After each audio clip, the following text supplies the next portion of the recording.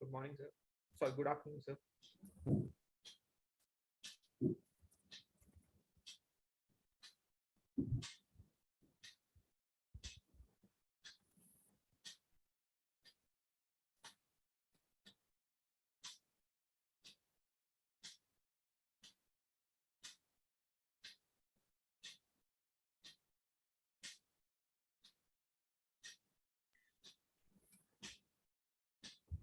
I think Geeta madam has joined. Geeta Chingappa madam from CrAdLE has joined. So welcome, madam.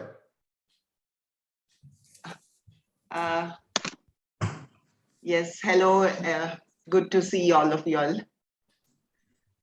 So we have received 60 nominations across India, and Joint Commissioner of Gujarat. So Mr. Sri D.R. Parmar, he is also supposed to join. Okay. So, but what I think that means within 1 or 2 minutes we can start. So we can wait for another 2 minutes, and after that means we'll start. Yeah, sure. Yeah, let's give them some time. I guess it's just on the dot 2 o'clock. So Yeah. we'll just wait for 1 or 2 minutes, and you can let Sure. me know. Yeah. Sure. Yeah.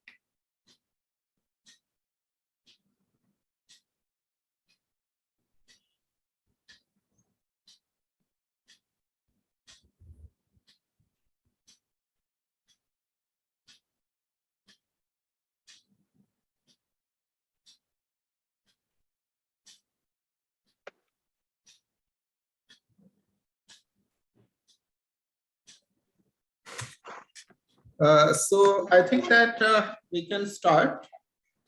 Okay. And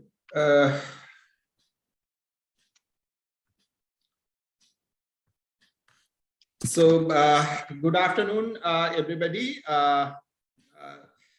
Thank you all for joining us here today. I am Kaustav Das, Chief Executive Officer of CrAdLE EDII Ahmedabad. And today's program is a joint initiative of CrAdLE EDII and Startup Cell Gujarat. And Honorable Joint Commissioner Sri D.R. Parmar, he is the Joint Commissioner of Industries and Mines Department, Government of Gujarat. He'll join shortly with us. And actually, this monitoring and evaluating the performance of an incubator is a topic which is very important for all of incubation centers. Monitoring and evaluating the performance of an incubator by defining the relevant and adequate performance indicators is not a very easy task. And from my experience, I can say many of the incubators are not able to do the same yet. And for that, you should have a proper idea about how to monitor and evaluate and how to use the data collected through monitoring and evaluation activities to compare the business incubation center's performance with other business incubators or similar type of organizations. The aim of this program is to provide incubator CEOs and managers with the required information, skills, and insights so that they can develop their own monitoring and evaluation systems and to carry out benchmarking activities. And to discuss all these things, we'll have three experts with us from CrAdLE. Ms. Geeta Chingappa, she is present over here, and after Madam's session, the Shashi Gupta from IIM Ahmedabad, he'll join, and after Shashi, H.K. Mittal sir will deliver his speech. So a little introduction about Ms. Geeta Chingappa. Actually, Jawhar sir, RMP Jawhar from CrAdLE, he was supposed to join over here, but due to some personal work, he will not able to join. And we are fortunate enough that we have got experienced professional like Ms. Geeta Chingappa from CrAdLE with us.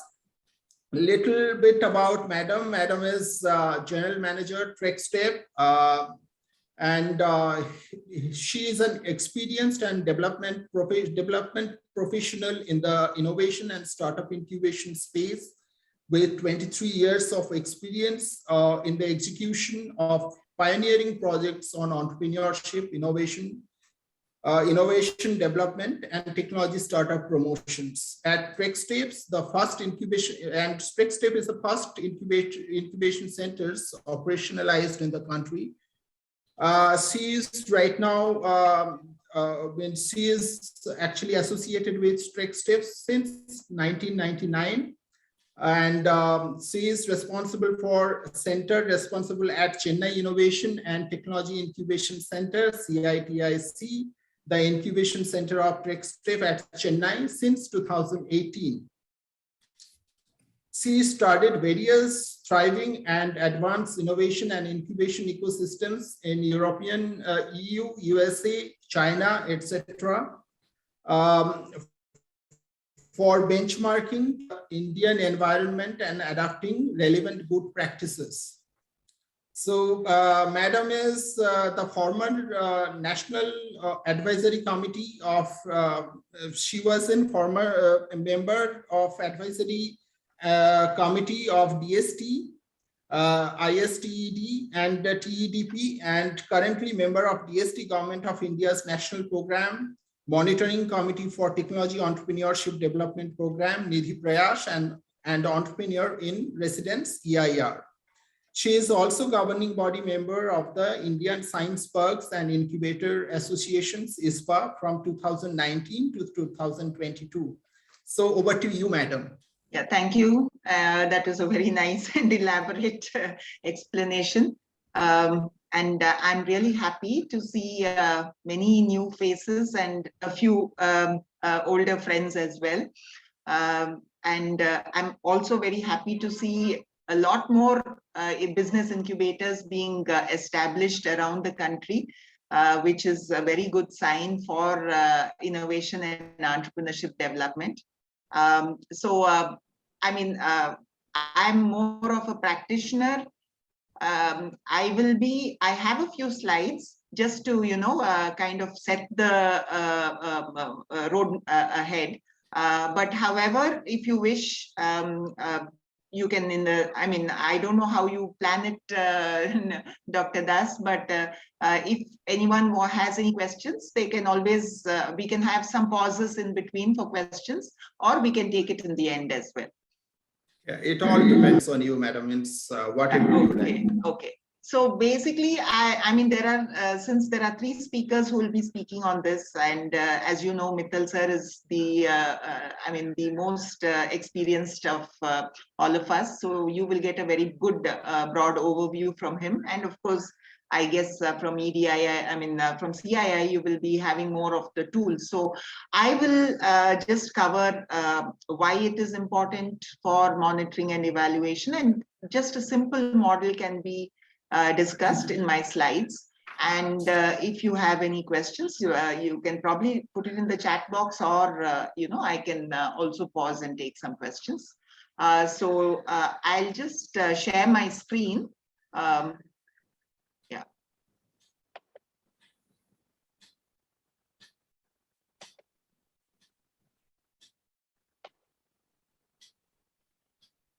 I hope everyone's able to see it. Yes, yes, visible. Yeah, okay. So welcoming you all to this session. It is more of my experiences, because I'm sure, even as Dr. Das had also mentioned, I'm happy to be speaking about an area, monitoring and evaluation, which sometimes is considered a very tough area, or some people don't like to take it up at all.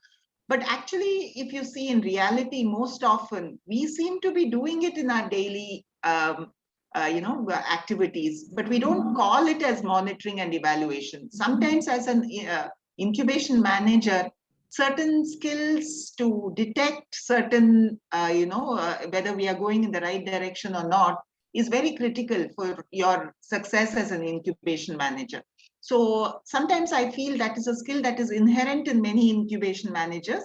However, we don't give it a name of monitoring and evaluation. But of course, it's always good to see where we stand in respect to the objectives of each of our incubators, whatever we have set forth.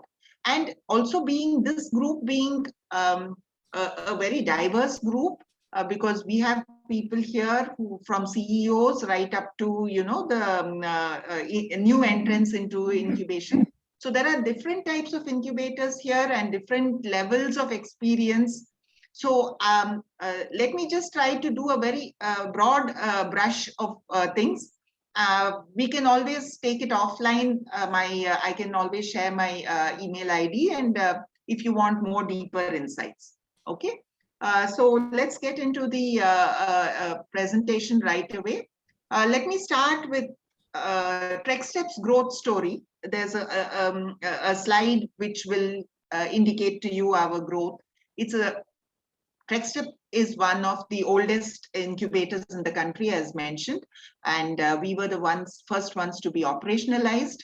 So in the initial part, we were supported by multi-stakeholders, primarily DST, Department of Science and Technology, and also the banks, central and the state financial, like IDBI, ICICI. So it was a multi-stakeholder organization housed inside the REC Trichy campus, now known as NIT.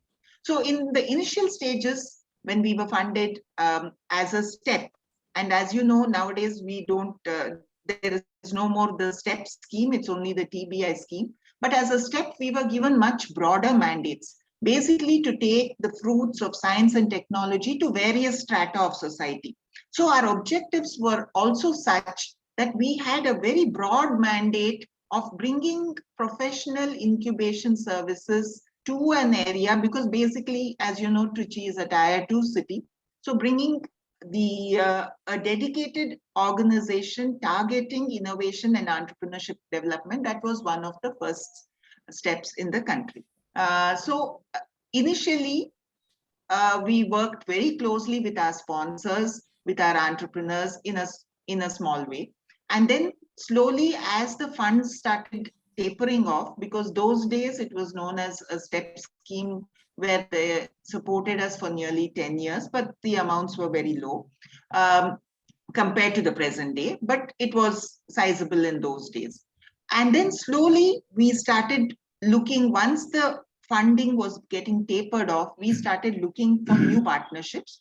And then strategically after 2000, we started consciously looking at larger international development organizations who could support us in furthering this mandate of innovation and entrepreneurship to newer areas. So that was the time when we started working with the UNDP.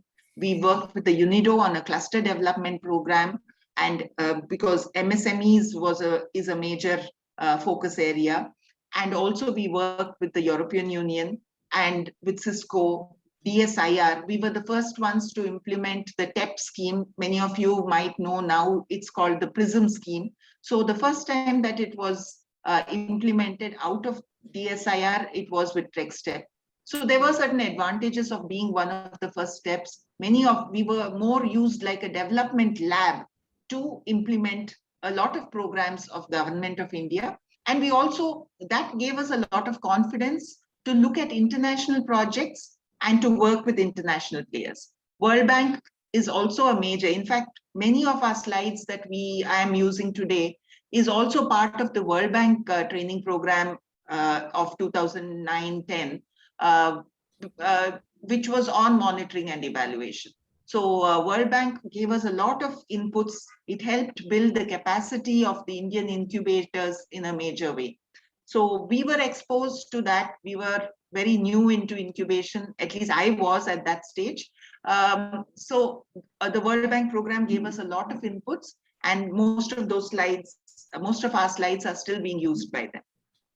And now currently, if you see from 2017 onwards, we have now gone into very specific focus areas like clean technologies, green technologies, though initially we started off with manufacturing technologies as such, but now our focus is more on clean energy, clean technologies, and those are the areas that we work with. Currently, we are working on developing a major proposal with Green Climate Fund and with SIDBI, which will be nearly 200 crores to support not just the initial stages of the incubation, but also the scale-up stages of climate technologies, and particularly in the areas of climate adaptation, which is quite a challenging area. So recently, we were also supported by the CrAdLE Innovation Mission. So this is basically our growth story. And also to talk about, whatever I said very briefly, the objectives for which TREXTEP was established was very critical. Being one of the first steps and the incubators in the country, basically we were looking at first generation entrepreneurs. So to basically put in a dedicated and committed system where innovation and knowledge-based ventures could thrive. Then also to facilitate technology development in the region itself.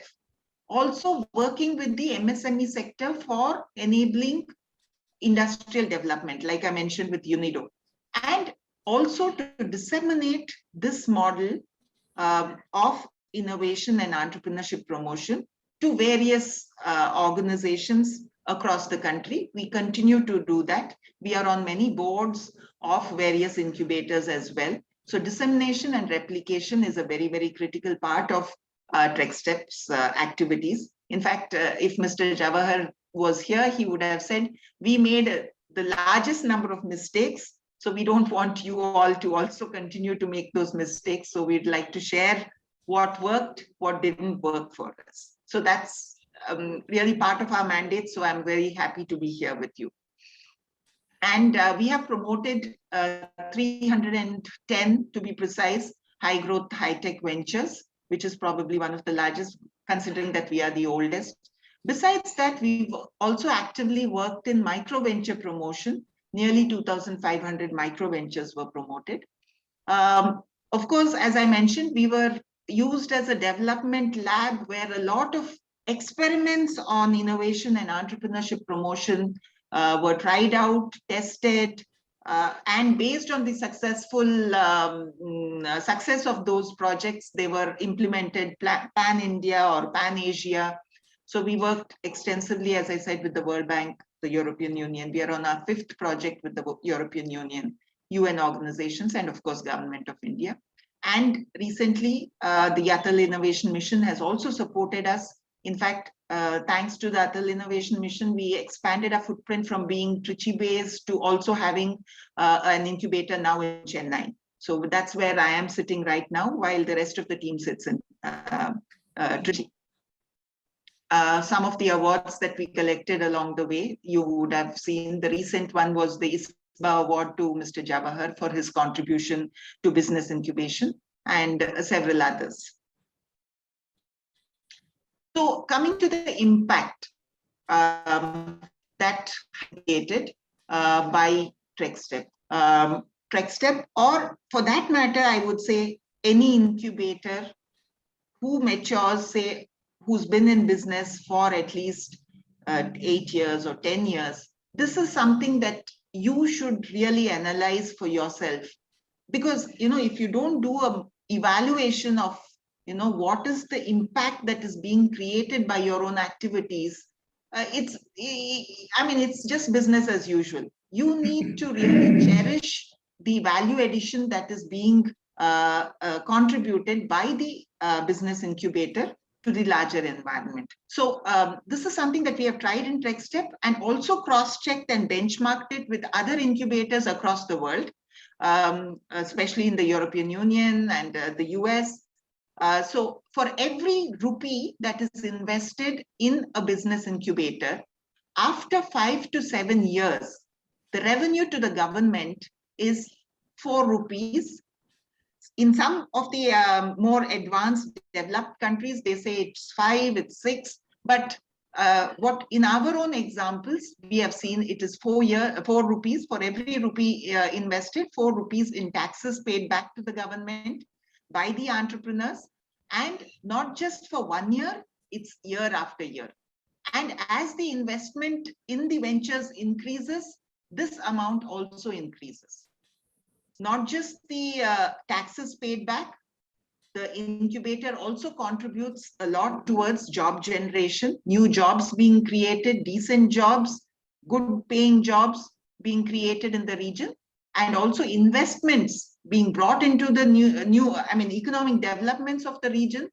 And to top it all, it is the benchmark that an incubator sets with respect to the new products and processes that are launched in the environment, in the ecosystem.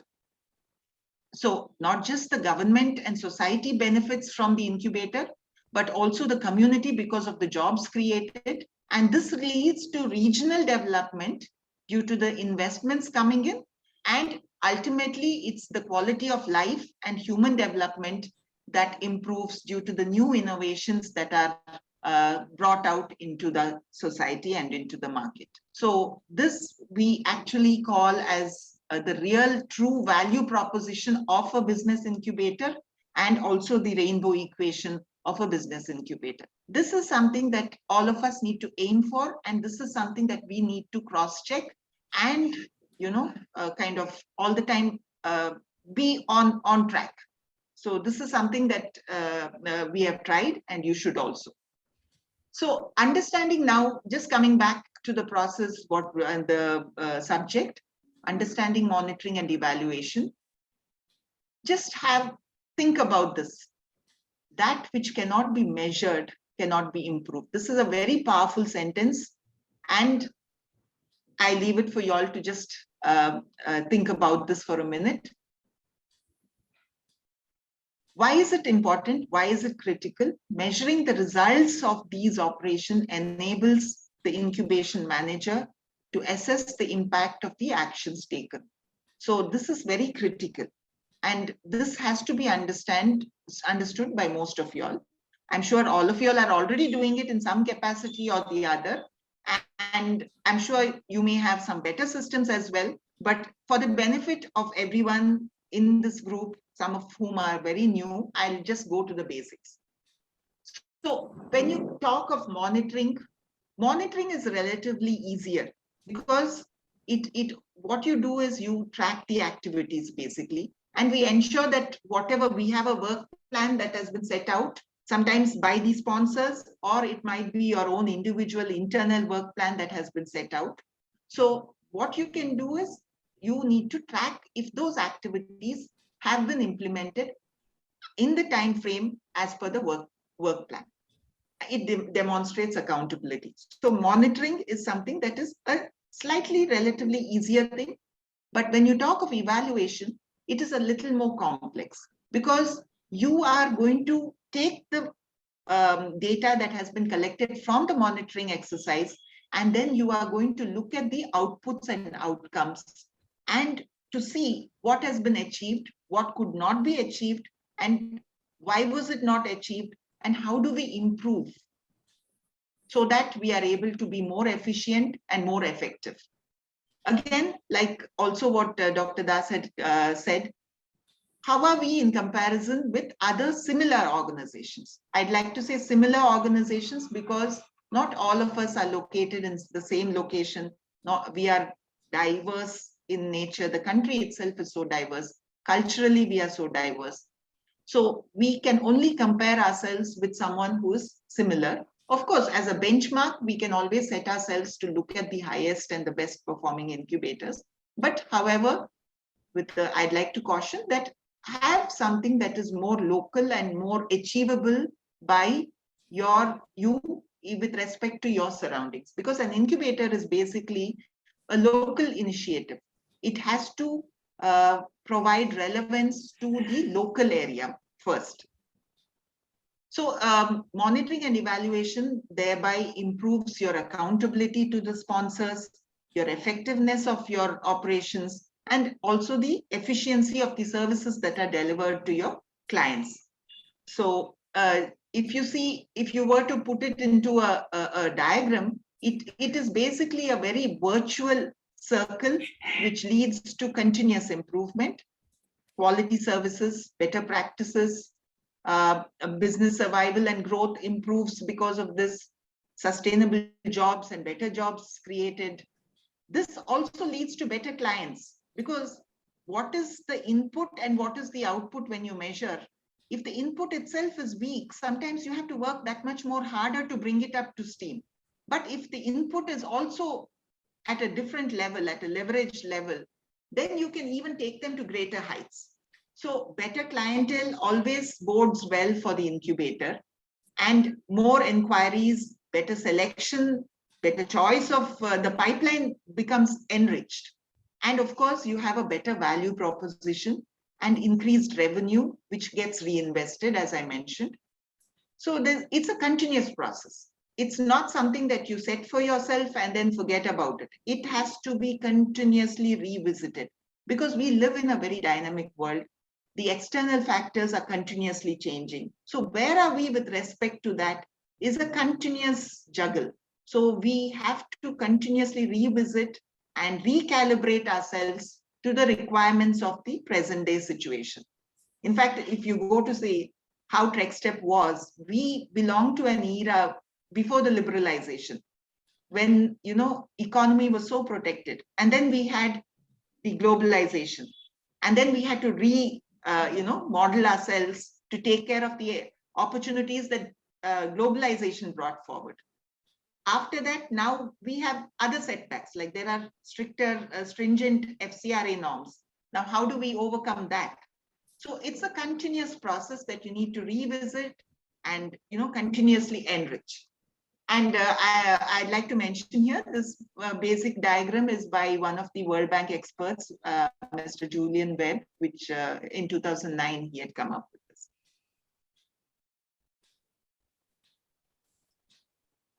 So going into the steps, basically, this is a very simple, the simplest that I could think of, the steps that could lead to better and effective monitoring and evaluation. So essentially, I've made it like 6 steps: setting objectives, having a logical model, indicator selection, because you need to benchmark the model against various indicators. How do you make out that you are on the right track? Then you have to have targets, which you set targets. There will be baseline targets and say mid-course targets and final targets. So you need targets to work towards. Then you need to collect the data, something that everyone finds quite difficult at times. And then you have to also have the final analysis, which leads to evaluation and a lot of learnings. So this is basically the 6 steps that I have just put together. Something food for thought for you all to just have a look at your own systems. Currently, what are the main objectives? Because each, as I told you, each is a local initiative. So what is the objective to which you have to deliver? So there are, I'm sure your memorandum of association would have a set of objectives. So what are the main objectives of your TBI? Are they clearly defined? Because if it's not defined, it is very difficult for the person who's carrying out the monitoring and evaluation to actually know what is to be measured. So it has to be very clearly and concisely, precisely defined. Now, is that external or is it internal? Many times what happens is the sponsor also sets forth certain objectives that need to be delivered. So it can be external, or the incubator themselves has an internal set of objectives. So you may have both as well. And where do you stand now on achievement of this? So this is something that you need to closely look at.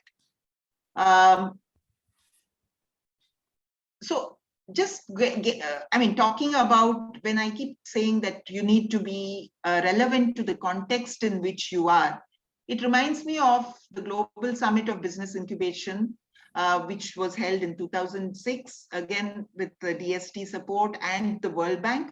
And there was a definition for the whole environment in which incubators operate. So at the core, you have the business incubator, you have certain facilities that are there, and as a micro environment, a nurturing environment for innovation development and entrepreneurship. That's what the business incubator is meant for. So this is the micro environment of the business incubator. Outside of the business incubator, you have something called the incubation process, the process by which you develop your pipeline, you select your entrepreneurs, the services that you provide as an incubator. There is a process that each one of you might have. Most often, there'll be a lot of similarities between each other. So there is an incubation process. And then outside of that, you have the incubation environment. It draws a lot from the local industries that are there, from the government support. So this whole thing has a bearing on the performance of your incubator. So this is basically the whole environment in which an incubator operates. Now you may also further make this a little more complex by saying, am I located in a developed area or a developed country? Am I in a developing country? Am I in a less developed or a least developed country? Again, you can further divide this into various tier 1, tier 2 as per you. So where exactly will you position your incubator is very critical. So this is why this definition was given. So it's important for us to decide for ourselves, where would we like to position? In fact, in the heart of Chennai, you all know about the IIT Madras. There is a rural technology business incubator in the heart of Chennai, which is a tier 1 city. But that is how they wish to position themselves. This is the objectives that were laid out for them, and they have been very successful with that. So it depends on the top management, the sponsors, their requirements. Many of us are attached to educational institutions. So the educational institution also has certain conditions which need to be delivered. So based on everyone coming together on the same page, then you have the incubation team, what is feasible to be delivered. So everyone comes to the same team and draws up a charter, and we have to deliver to that charter. So the incubator contributes to the larger environment, as well as it also works the other way around. The larger environment also has been able to infuse a lot of nurturing to the incubator. So this is the whole macro environment in which the incubator operates. Now going back to our 6 steps, we need to also look at what is a logic model that we need to have for ourselves. What works for us? So again, food for thought. Do you already have a model in place? So what are the assumptions? Normally in a logic model, there are a lot of assumptions to go from one stage to the other. So what are the assumptions that you are making while working towards achievement of objectives? Do you often review this? Do you go back and see it? So if you see, I've just put across a simple model, which most of you might be doing. And if you see, most of the international and national projects always insist on a logical framework for execution. And this logical framework that you draw up yourself is what is the main document that is used for any monitoring and evaluation, internal or external. So basically, there is a set of activities, which are the incubation activities. That leads to a set of outputs, then the outcomes and impact, which are more long-term. The outputs are more short-term.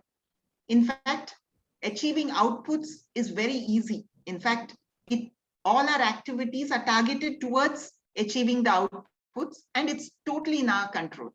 However, when it comes to outcomes and the impact, the external factors do come in, and we need to be a little careful because we are dealing with entrepreneurship, which is, as you know, a lot of uncertainties do come in once the external factors come in. But how do we manage those is what is important for an incubation manager. So if you, as I told you, a rich menu of quality incubation services to promote bright, vibrant startups, growing startups is what your activities should aim for, right? Now, when it comes to the outputs, it would be the growth of, suppose now, as I said, we are a clean tech incubator, and suppose assuming that some of you are also clean tech incubators. So the outputs that are expected out of you is growth of innovative clean tech ventures. And the outcomes is wide usage, acceptance of those innovative products and processes or services, and wide acceptance and usage of those clean technologies.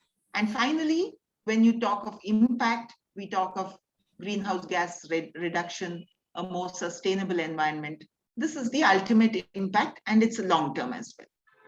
So this is a very simple model. I'm sure there would be more complicated ones, which would be probably covered in the next session. So this is about the logical model. Now we need to have certain indicators against which our performance needs to be calibrated. So now we move to the third part, which is the indicator selection. Let me just check how good I am on time. Yeah, let me just speeden up a bit. Now, do you already have a set of performance indicators or metrics? Are they very clearly defined? Because the monitoring and evaluation data collection can happen at different levels. So the idea of monitoring and evaluation, the importance of monitoring and evaluation needs to be very clearly drilled down to the last person who will be involved in the data collection.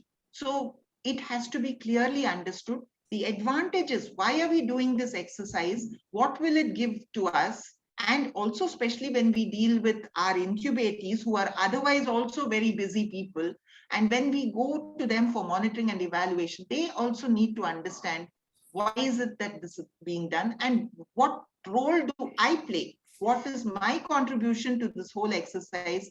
And how does that benefit me is something that you need to be very clear about. So also when setting the indicators, it would be good to set what is feasible. There are certain things which are very difficult. Like if you want to get the revenues from an incubatee, it depends. Sometimes it is, some of them are very easy, open to sharing that. Some of them are not. So when you select your indicators, select those which are quite feasible. Some may not be feasible. You might have set them, but when you revisit, have a look again, whether it is feasible or not. Do you want it to change? Okay. So as I said, some of the indicators I've just put into these areas. Outputs, as you know, it could be in the number of training sessions, the number of mentoring sessions, one-to-one mentoring clinics organized, or it could be, the clean techs, how many clean techs you finally commercialized, how many jobs were created, how many partnerships. Now, actually, the second one could be more targeted at the incubatees. But when it comes to the business incubator, how many partnerships were you able to create during a certain time? How many collaborations were you able to establish? So these are also very critical for the growth of the incubator. So this could be recorded as indicators. The baseline figures could be recorded as well as, say, midterm, so that, whenever you want to check, you want to have a course correction, it's always good, because it's very bad to do a postmortem. Even though most of us drive using the rear view mirror is definitely required. But in order to move ahead and fast, we should do a mid-course correction, not a postmortem. So have some pauses in between where you can go back, maybe quarterly or half yearly, to recalibrate where you are. When it comes to outcomes, you can have the number of clean tech companies that you have now commercialized, got funded, and also scaled. You can also look at the growing customer base for these clean tech ventures. And when it comes to the impact, definitely it can be the tons of CO2 that has been reduced, the health benefits for the region, reduction in pollution, safe water. These are some impacts. Like, once again, as I'd like to reiterate, something that is feasible for you to record and take action on. So that's very critical. Now, when you go from one stage to the other, there would be a lot of assumptions that we make. Now, from activities, if I am provided this much of funding, I can achieve this output. If I'm underfunded or the fund comes a little late, so the assumption that you make is, I am going to have enough funds. Yeah. So is there anything? Yeah. So at each stage, you are making a set of assumptions.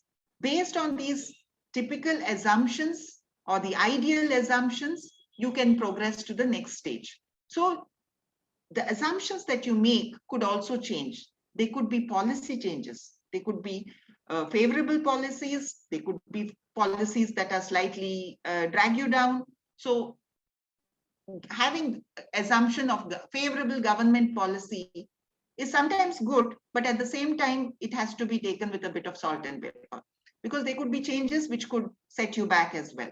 So the assumptions you make are also critical. This is just a way to, indicate, again, whatever we have discussed, how the metrics will feed into that you set for yourself, the indicators that you set for yourself. It feeds into each and every aspect, starting from your charter to the strategic vision, to the facilities that are being created, and the programs and activities that are being undertaken. Again, where you are will decide, what steps you're going to take. So if you see, if you are in a developing region, then probably your charter and objectives will talk of, something like a high growth focus. And then your strategic vision and tools would be on benchmarking and technology development, new technology development, emerging technologies in the region. Then the facilities that you create would be comprehensive, because they would be the first of its kind in that region to help in prototyping, testing. So it would be rather comprehensive, and it would be cutting edge as far as that region is concerned. And then when you look at the programs and activities, it depends again on the inputs that are there. You cannot offer a very high quality program to an input which is weak. So you would have rather standard programs, but at the same time, you would like to make their outlook more global. You may act locally, but tell them to look at global markets. So this is just a way where you can, bring out very, good metrics, which needs to feed into each and every part of your whole charter and vision. finally. Again, there is no good metrics and bad. Coming back to the same thing, what I said, what cannot be measured cannot be improved. And if you need to improve, you need to have very defined processes and process capabilities. The people who are doing this whole exercise need to be capable and empowered to undertake this exercise. So again, you have various input conditions, which is very specific to each incubator, and based on the advice and the guidance of the committee that is put together, the board, you will draw objectives and charters for this. However, best practices are also critical. You need to know what is happening in the environment and in similar organizations. So they also do come into the charter and objectives. This is incubation metrics is mainly for the incubator. Then you will have a separate metrics. Don't combine the two. They need to be kept aside separately.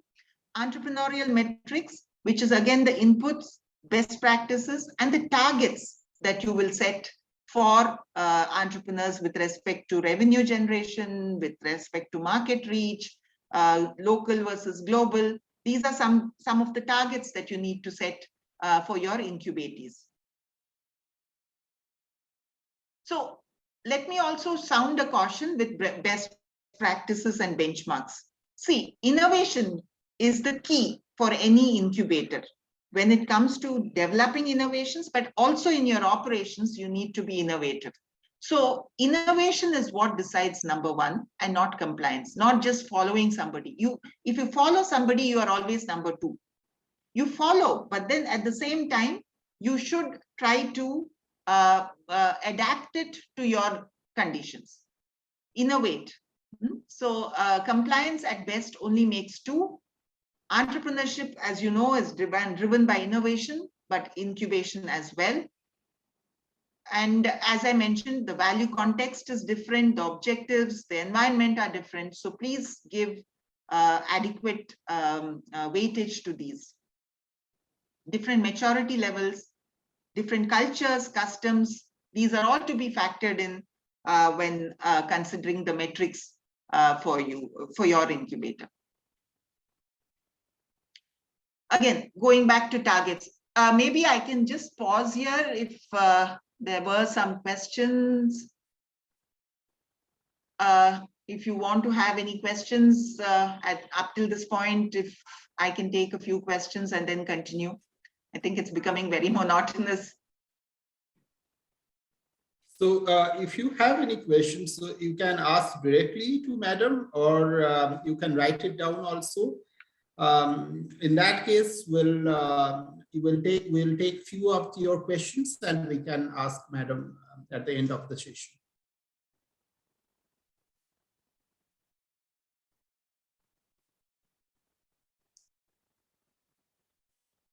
I think, Madam, we can proceed. We can continue. And, yeah, sure. Yeah, and, because I'm also running, I think, short on time. So let me just quickly speeden up. Yeah, so the next stage that we are talking about is targets, which are very critical. Let me just proceed. Okay.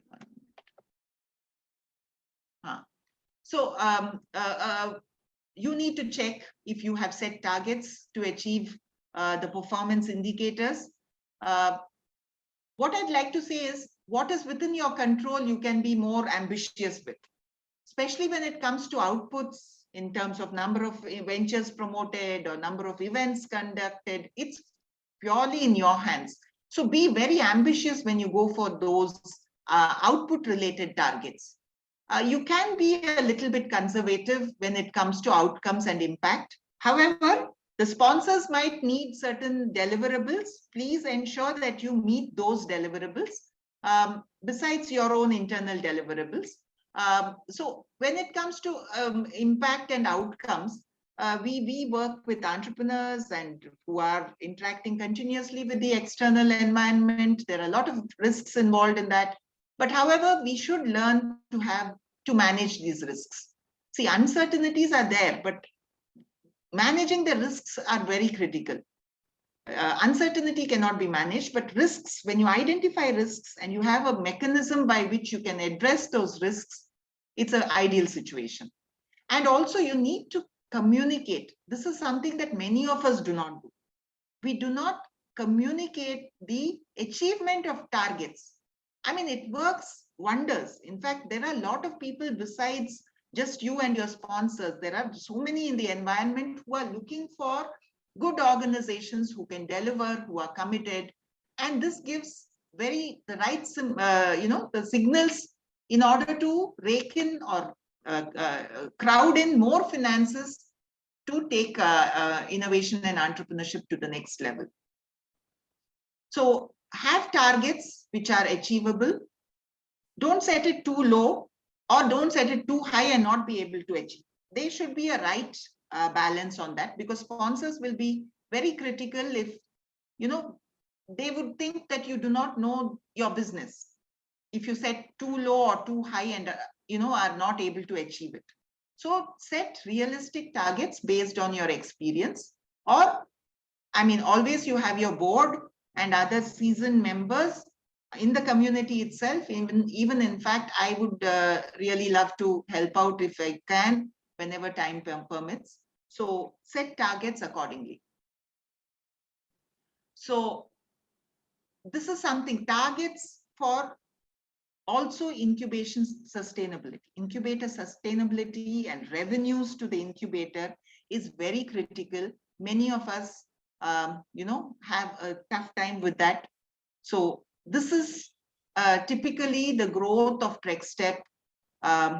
In fact, this graph ends with 2011, but it's still continuing. So you can just see the graph going further upwards.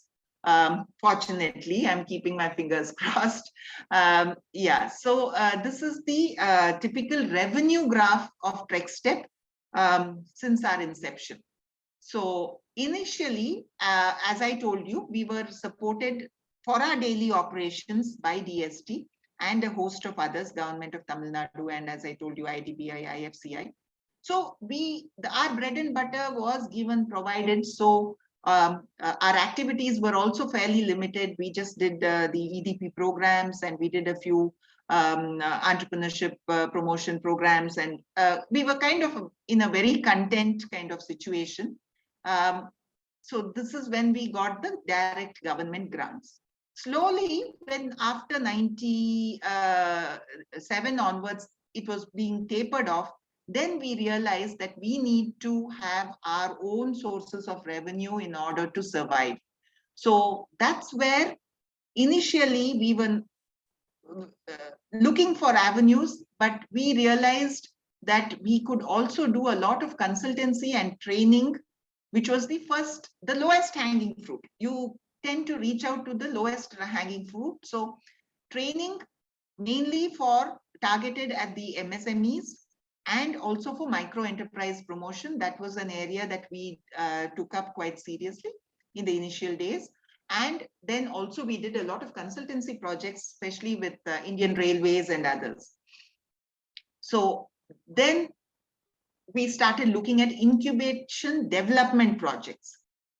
So like I said, we were one of the development labs where DSIR and others have supported us in the initial phases of mainstreaming some of their exclusive programs like the TEP program and many other programs of DST as well. Even in fact, the seed support, we were one of the first incubators to receive the TDB seed grant, which was given to the incubatees. So many incubation development projects we took up. However, our real inflection point came from the mid 2000s, when we decided to do a lot of international incubation development projects, working with the World Bank, the UN organizations, and the European Union. We still continue to use this as a model for the innovation development, because we cross-subsidize. Because as you know, incubation and innovation is a heavily HR-related work. You need to have people, trained people, capacities have to be developed of your staff in order to deliver good incubation services. So how do we meet our salaries and other things? We cross-subsidize that because from the international development projects, which again deals with innovation and entrepreneurship. We continue to do a lesser extent of training and consultancy.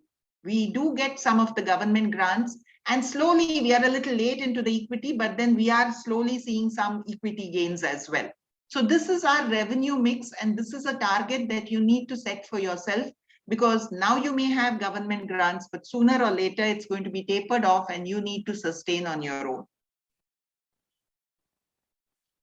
So data collection, let me quickly move to data collection. This is something that most people find difficult, mainly because the data holder as well as the data collector, they don't see eye to eye, and the data holder doesn't realize the value of sharing and being transparent with the data. So we need to provide that clarity and bring them onto the same page, when then the data collection becomes a lot easier. Do not trouble your incubatees with excessive data collection, which is not going to be beneficial to them or to you. Try to combine activities that you have so that you don't really disturb them on and on. Maybe a quarterly collection of data should be good enough. So, so this is some of the questions that you can think about also. How do you incentivize your entrepreneurs to share info? That includes even your graduatees, at least up to a couple of years of graduation, so that you know how they stand and how they can contribute back to you in your incubator. And have you tested? Look for new ways to improve the response rate, because data is the key. Data is the new oil. Everything is based on the data that you collect. If you have a robust data collection system, then your monitoring and evaluation becomes easier and very effective. So finally, it is coming to the analysis and the evaluation and learning that comes out of it, because at the end of the day, the whole exercise is for increasing your credibility, your accountability, maybe not just among the sponsors, but also amongst your own incubatees. When we came here to Chennai, we were relatively new. I mean, in Trichy, we have walk-ins.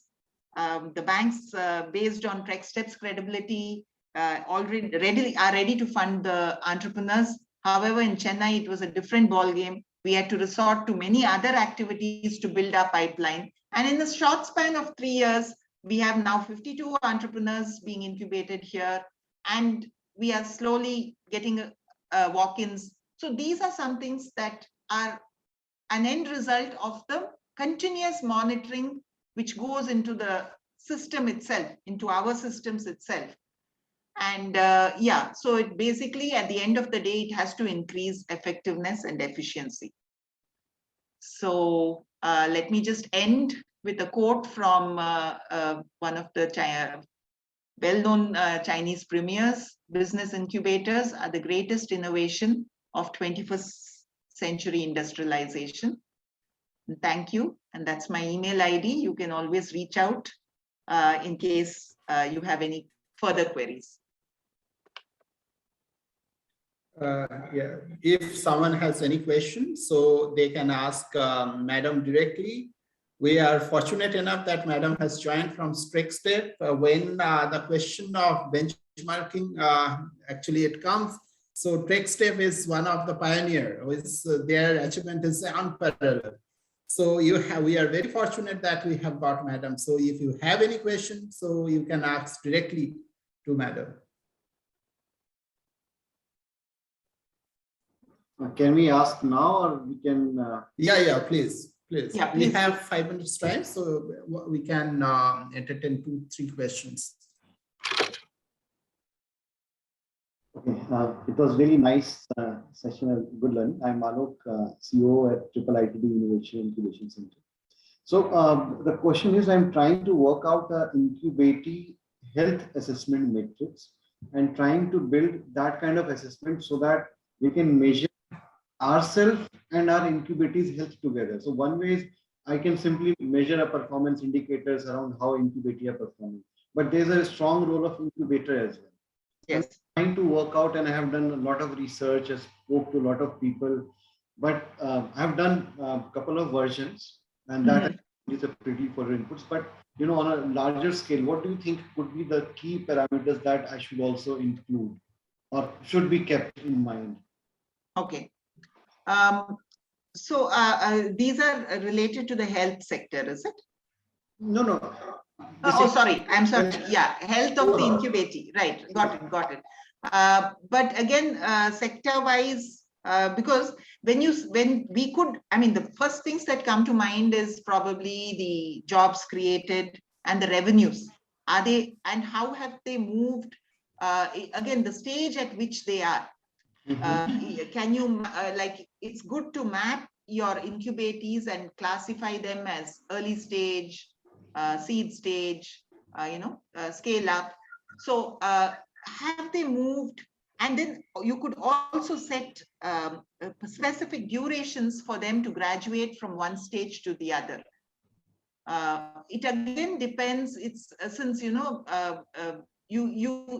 can't compare a mobile app related one with a deep tech startup or in some specific area. So again, if it's a manufacturing sector startup, I would say the gestation period is long. So you to move them from idea to pilot stage itself would take about 3 years. So there is I don't know if you have a specific time span for which you provide incubation. So there are a lot of factors.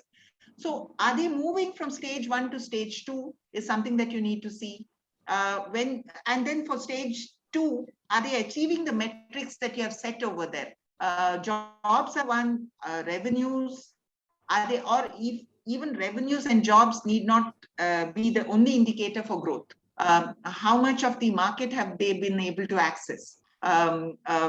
Is there interest from the market, even though, when they're doing pilots, are they doing it mainly as free, or do they have, paid pilots? So these are some inputs that you can look into. Yeah, so basically, I've tried to do these things. So based on the various stages. Yeah. Then domain is the second, it's 3-dimensional matrix. So one is yes. Second is the kind of domain. We cannot compare a social venture or a health tech IoT device with a health tech services company, even being in the same domain.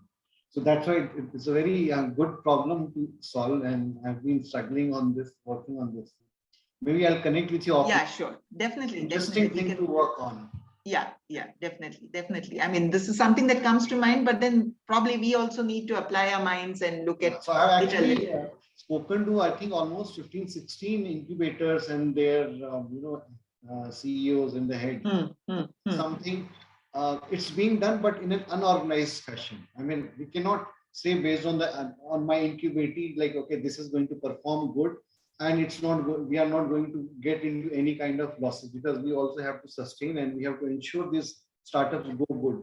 And with that, I want to get the feeler, okay, these are the improvement areas for me and for the startup. Yeah, we can definitely connect. Yeah. We'll connect and then. Yes, sure. Madam, there is a question from Anmol. Anmol is from BIMTech Noida. So he's asking that, Madam, could you please share some ideas on how we can incentivize startups to share data easily? How to improve the response rate? Okay. See, there are a couple of things which you need to set at the very initial stages when they are being incubated, when they are entering the incubator itself. They should be clearly told that this is how our process of incubation is going to be, and we are going to have this monitoring exercise, say quarterly or whatever that you decide. And it is for your own good, because we need to know the details in order to help you. If you share the details, then we can, bring you up to either the right mentors or the right investors. So if I'm not confident with what stage you're in or how you're performing, I will not be able to help you, right? So this is something that we need to tell them right in the beginning itself. So then they are also clear in their minds that we are expected to share information in this manner, in this kind of way. So they are mentally prepared for that. So just to suddenly land up and then ask them many questions, it's going to be a little tall task for you. So set the expectations of the incubator, what the incubator expects from the incubatee as an incubator right in the beginning. So this is something that you need to prepare them for. It may not work in the first or second time, but subsequently when they see it is a pattern that is evolving and they are able to gain from that, they will definitely respond. For people who are very closed, and then I think the selection is wrong. You need to look at people who are, who basically the trust and confidence has to be built between both. Yeah, Madam, I think that we can, if you permit, we can take another question, a Sure. quick question. Saddam from GUSEC, he is asking, hello, ma'am. As you mentioned about evaluation in the studies with the sector-specific example, what if any of the incubator is sector agnostic? What will be your thoughts on this? Mean how the incubator should evaluate itself? See, I mean, most of us start off as sector agnostic itself. But however, you still need to have the outputs, outcomes, and the impact. That is something which probably the top management, sometimes the top management may consist of people who are totally far removed from the question of entrepreneurship. Many times we deal with, sorry to say, but many academicians are not dealing with the hustle and bustle and the risk-taking environment that is part and parcel of entrepreneurship. So sometimes some things may be unrealistic. However, you need to fight for that and get into the mode of what is feasible for you, but always have a set of outputs, outcomes, and impact, final impact, what you want to do at the end of the day, irrespective of the sector in which you operate. It's very critical because your activities have to target and achieve those initial outputs, outcomes, and impact. So irrespective of where you stand, which focus area you want to achieve, you have to have these metrics for yourself. Otherwise, you will have no roadmap. You won't know in which direction to move. And I shall be more than happy if you want to connect to me by mail or something. I can also further guide you. Thank you. Thank you so much, madam, for such an insightful session. Thank you. And we have always received support from StrexStep. Whenever I have asked Mr. Jauhar to take one session, he hasn't refused me. So thank you so much, madam. Yeah, occupied a bit. So thank you very much. And I do look forward to coming to EDII again because it's been surely, madam, that will be our pleasure. Yeah. Okay. Thank you so much, madam. Thank you all. Yeah. Bye. Our next speaker, Mr. Shashi, he has also joined. Shashi, can you hear me? Yeah, good afternoon, Kaustav, and good afternoon, everyone. So, when we talk about that evaluation, monitoring, and benchmarking, CIIE, I am Ahmedabad. It's one of the it has said I know that means the contribution they have made in business incubation. They have their own manual kind of thing. So they have their footstep across India. So we are very fortunate that Shashi has joined from CIIE.co. So a little introduction about Shashi. Shashi is an AVP, Regional Incubation Center at CIIE.co, and manages a network of experts, oversees evaluation and selection of startups for capacity building workshops, and contributes in implementation of sector and region-focused programs. Currently, he is leading the Gujarat and Assam region for CIIE.co to strengthen regional startup ecosystem through various startup engagements. Prior to joining CIIE.co, he was working with an edutech accelerator and facilitated investment into more than 30 startups. He also has entrepreneurial experience in the food tech segment and worked in real estate and banking during his career. So, Shashi, over to you. Thank you, Gustav. And while for last, I think 15-20 minutes, I was also listening to Geeta ji, and I could listen. I could not go through the whole of her presentation, but at the end, I think she was talking about the data and importance of data, right? And don't have to reiterate that we are living in times wherein we ourselves are telling startups, to build business models practically based on data sets, inputs, right? Now, as an incubator, Geeta ji was saying that what is the output, what was the outcome, and what is the impact that has to be measured. And I think she has made ground for me to speak forward, wherein I'll be talking more on these, input, output, outcomes, and impacts. And how do you practically, imbibe those as part of your KPIs, your, key performance indicators for yourself?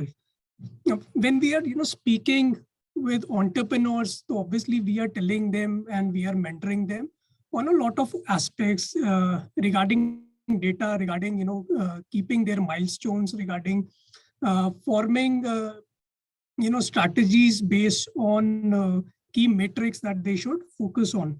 But as an incubator ourselves, right, we are no different from a startup, right? As an incubator, I'm sure many of you guys over here are working in fairly lean teams, right? A lot of a small team which is functioning and, going across and, doing programs, doing scouting activities, interacting with startups and investing into startups. But usually we see most of the incubators have team which is less than 10, right? Some of these incubators and including ours to very broad teams, but mostly that is the case. Now, how do we ensure, we have the right kind of key performance indicators, firstly for our own incubator, and then those, key performance indicators also trickle down to our employees or people who are at the front end and delivering what we anticipate to do as an incubator. Right.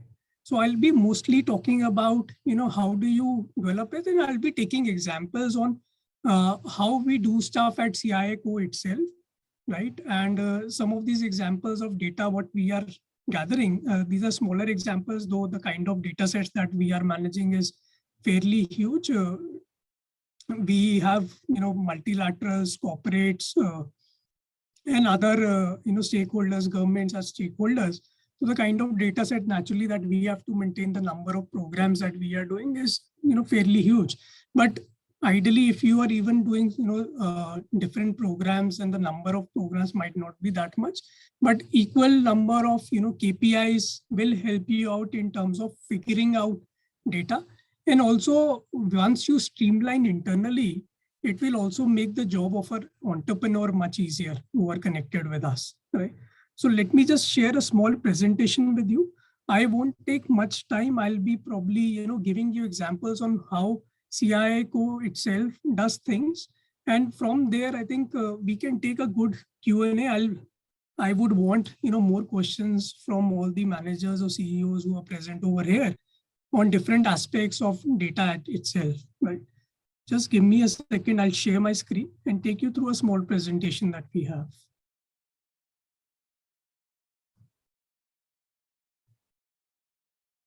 So is my screen visible? Anybody can message or probably. Yes, it's visible. Thanks. Thank you, Kosa. Okay, so today we are going to discuss the KPI and data collection for a business incubator. right? And before this, even if you guys, I can see roughly around more than 50 people who are here in this.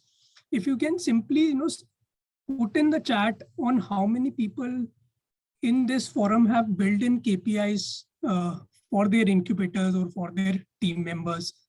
So simply yes or a no would do in a chat, right? And that will set a format for me on how to deliver this presentation as well. Guys, can you do that?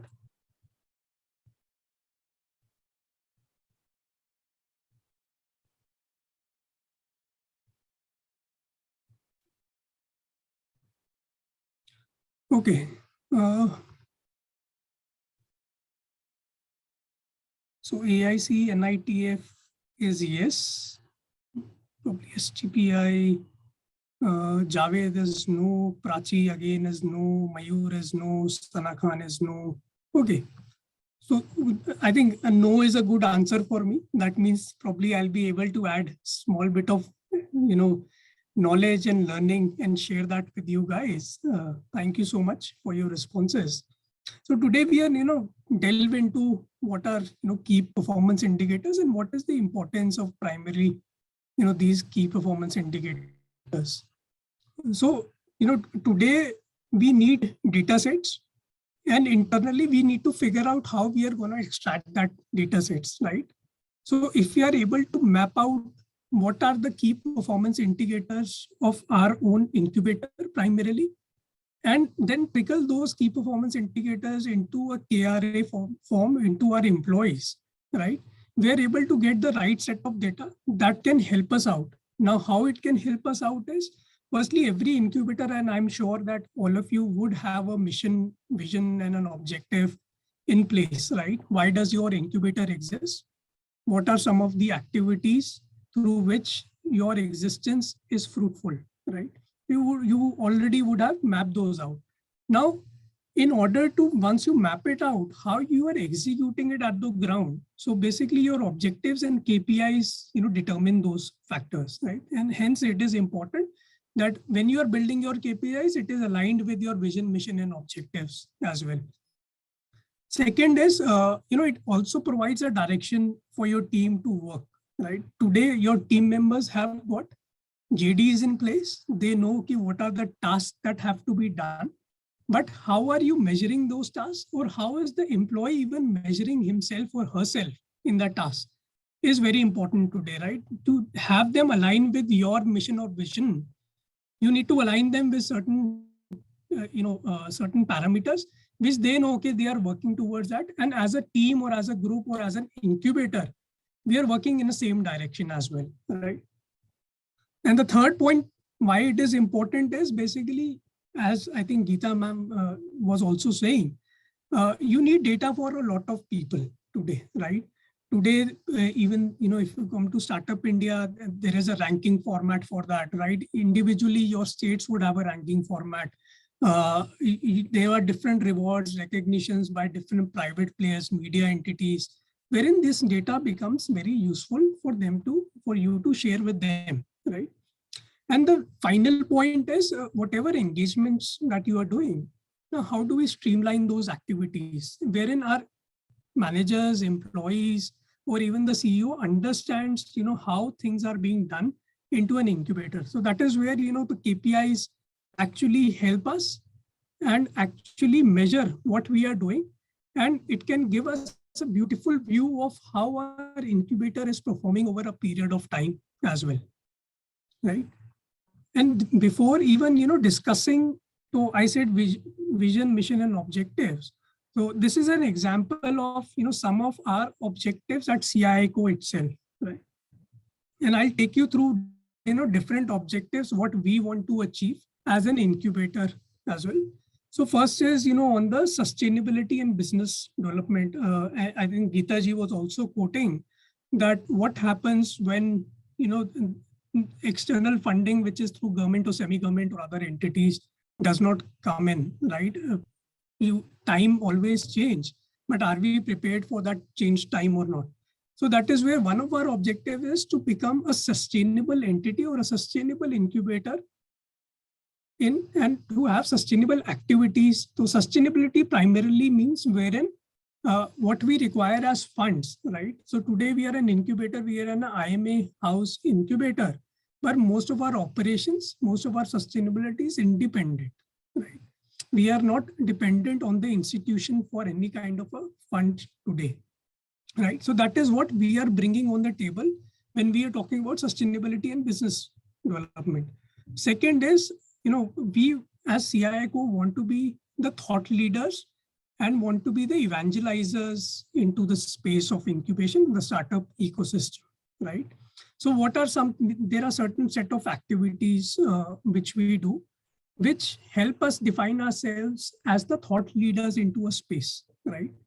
Now, we, as part of our objectives, if we want to achieve this, that means we are doing certain things that are sometimes ahead of times. Sometimes we are facilitating markets and, becoming the primary, set of people who are doing those things into the ecosystem as well, right? Now, this objectives helps us achieve that.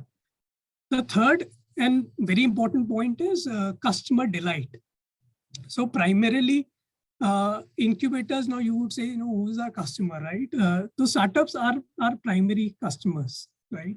And there are terms like, customer is God, or you always have to make the customer happy. Now, this is one of our objectives, that if a startup comes to us, right, we have to do anything and everything that is possible to support that startup and to provide an excellent service to that startup, right? So this is one of our key objectives on how we operate.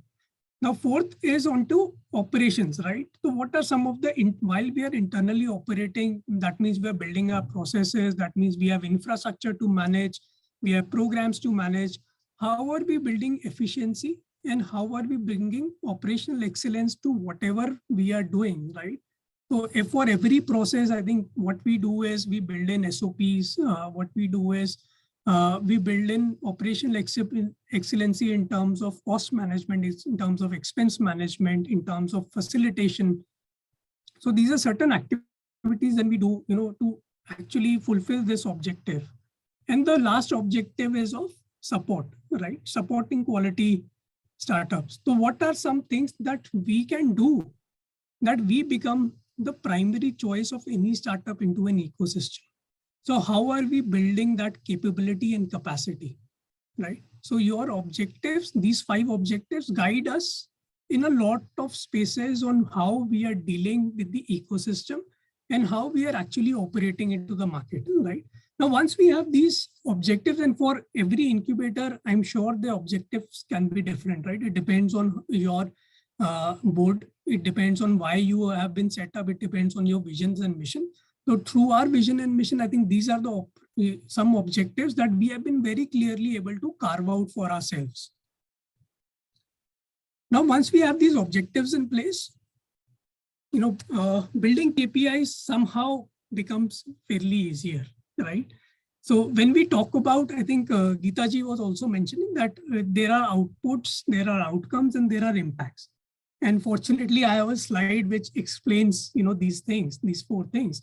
So we talk about the input KPIs, we talk about the output KPIs, we talk about the outcome KPIs, and we talk about the impact KPIs as well, right? And these are some drivers which drive the organization forward, right? So individually, I will take you through to each KPI and what does it mean, and what are some things. So these are small examples of KPIs, but what I'll do is, and primarily there can be a lot more of these KPIs. These are examples what I could fit into a slide, which looks nice, by the way, as well. So if you look at input KPIs, so what are input KPIs, right? So these are the primary KPIs which you decide mostly at the beginning of your year that, okay, today, these are some of the set of engagements that I want to do into the ecosystem as an incubator, or I want to facilitate these startups through these engagement activities and these engagement platforms, right? So some of these activities, obviously, as an incubator, and look, as an incubator, we might have different other functions like marketing and others as well, right?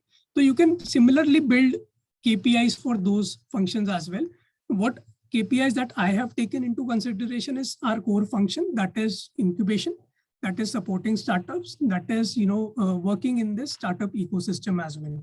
So mostly I'll be delving into KPIs which are into this our core operations of any incubator as well. But you can have similar KPIs for your other functions, which can be finance, which can be marketing, which can be HR as well, right? So similarly, if you take an example of any of the input KPIs, so every incubator will know how many number of accelerator or / incubator programs that they are going to organize this year, right? So we have a fair understanding of what we want to achieve within a year, and we can easily map out that understanding into a KPI and assign a particular target towards that as well. We are also aware of how much funds that we have got, how much funds we have got for investment into a seed capital or grant / anything that we are doing into a startup, and what is the total quantum of funds available for our own operations. And these are actually for some of the institution-based incubators, having a sense of the amount of funding that is available for your operations is fairly good, wherein then you can actually plan out some activities as well. So having that visibility, having that clarity helps you out in the longer period of time. And I would urge you, in case that is not the case, so people who are present, go back to the institutions and talk about this, and talk about how you can build capability and capacity through these activities as well. And we are, some of the other examples can be, how many roundtables do we conduct? How many publications are we making, right? So now if I want to align these input KPIs with my objectives, I can clearly do those things, right? So today, when I'm talking about, evangelization or thought leadership, so I can align, publications or roundtables with that objective as well, right? So my objective is of thought leadership and evangelization. For that, I might be doing, roundtables, which are sometimes sector specific, sometimes, specific to any technologies. I might do certain publications, or there can be articles that we can publish, which helps us understand a particular segment or a sector better as well. So I am bringing in that thought leadership through these activities, right? Wherein organizing events, organizing an accelerator program might be a KPI which is linked to my customer delight, right? How are we servicing, or how are we bringing quality to them? So actually we can, map out each of our KPIs with the objective, what we want to achieve as well. And that is how you design the objectives and KPIs as well. So both are designed that typically to achieve an objective, you have KPIs that are built as well. So these are inputs, basically are broader KPIs that we should understand, right? And while you go back from this session today, you can actually bifurcate as people who do not have a KPI structure. So you can build KPIs into this structure. People who already have some KPIs, you can bifurcate in terms of, these 4 sets of input, outputs, outcomes, and impact as well. And next is, the output KPIs. Now the input, most of the input KPIs are, something that we can visualize, or something that we know that we have to do, right? Now output is the numbers achieved within those input KPIs. So let's suppose I wanted to do 2 incubation programs within a year, right? Now, how many startups are being accelerated or incubated is the output KPI for you, right? The input KPI is the number of incubation programs that I want to do. The output KPI would be the number of incubatees or number of startups that are in those programs, right? So we are able to clearly define that if I want to do 2 incubation programs, that means I want to support X number of startups into those incubation programs, right? And you clearly, the team also knows, okay, if I am doing a program, I want to do 2 programs in a year. If I want to do 2 programs, I want to select 15 or 20 or whatever X that number is. into that, right? So your employees get a clarity, your managers get clarities. As a CEO, you can monitor the whole incubator very clearly when you have these KPIs in place, right? And similarly, if you want to invest into startups, what is the number of startups that we are investing into? If you're doing a program, so how many mentoring sessions that we are going to conduct within that, right? So while you're building an SOP for your incubation program, you can clearly define, okay, on an average, while we've been doing incubation programs, these are supposedly the number of mentoring sessions that can be conducted into an incubation program when we are doing it, right? And similarly, while not only talking about startups, we can also talk about within those programs, how many investors do we want to engage, right? So what is the number for that? How many startups will pitch actually after the programs? Or if you have a separate pitch program, how many startups will pitch into those programs in a year as well? So once you define these numbers for yourself and clearly define it in terms of targets, it is easier for the team to operate, right? And see what they have to do in that, and what are some of the actions that they have to take, right? So that is how you connect those inputs of larger macro level inputs, which are mostly into engagements that you want to do, into an output, right? Then these are micro numbers that come in, right? And mostly your inputs and outputs are some things that are in your hands. That means you are taking certain actions and you are able to achieve those figures, right? Most of the times, right? 90% of the times you are able to achieve some of these activities that I have mentioned into these examples. Now, the third part is your outcomes, right? So outcomes are not necessarily that most of the times you would be able to achieve. But if your objectives, your inputs, your outputs are into place, all these three things are into place, then outcome becomes easier to achieve as part of a KPI, right?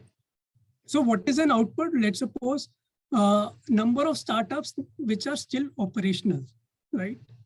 So if I look at this outcome, so this is not directly into our hands, but if our input and our, let's suppose the number of programs that I want to do, fairly the number of startups that I want to select, the number of mentoring sessions that I want to hold, if I'm able to achieve these targets and achieve these targets with quality. So quality is also one of the objectives, right? If I'm able to achieve those, then I know the startups still operational can be fairly high. It depends on the objectives. It depends on the input and the output numbers that I have fixed for myself, right? So your targets also are creating a ripple effect into your outcome, right? And outcomes are key, how many number of exits that you can receive. So supposedly you have done certain investments. These can be by way of CCPS or CCD or equity investments. So what is the number of exits that I can see from these? So again, the number of startups that came in, the number of programs that we did, and the number of quality startups that I was able to select from that. That can also map out and increase your number of exits as well, right? But you need to clearly mention those as part of your input and output numbers, so that you can also achieve the outcomes that are expected as well. And these are, sometimes these are outcomes which as directly as an incubator, you are not clearly sometimes seeing, but most of the expectations, even from the institution side where the incubator is housed, even from external sponsors or board members, these are some expectations that come in. So input and output is the actions that you are doing, is the overall engagements that you are doing. And the outcome numbers are some things that are expected from an incubator as well, right? So while what is the number of rewards that I got within a year? What is the recognition or media articles that were published for my incubator, right? So these are all outcomes of your actions.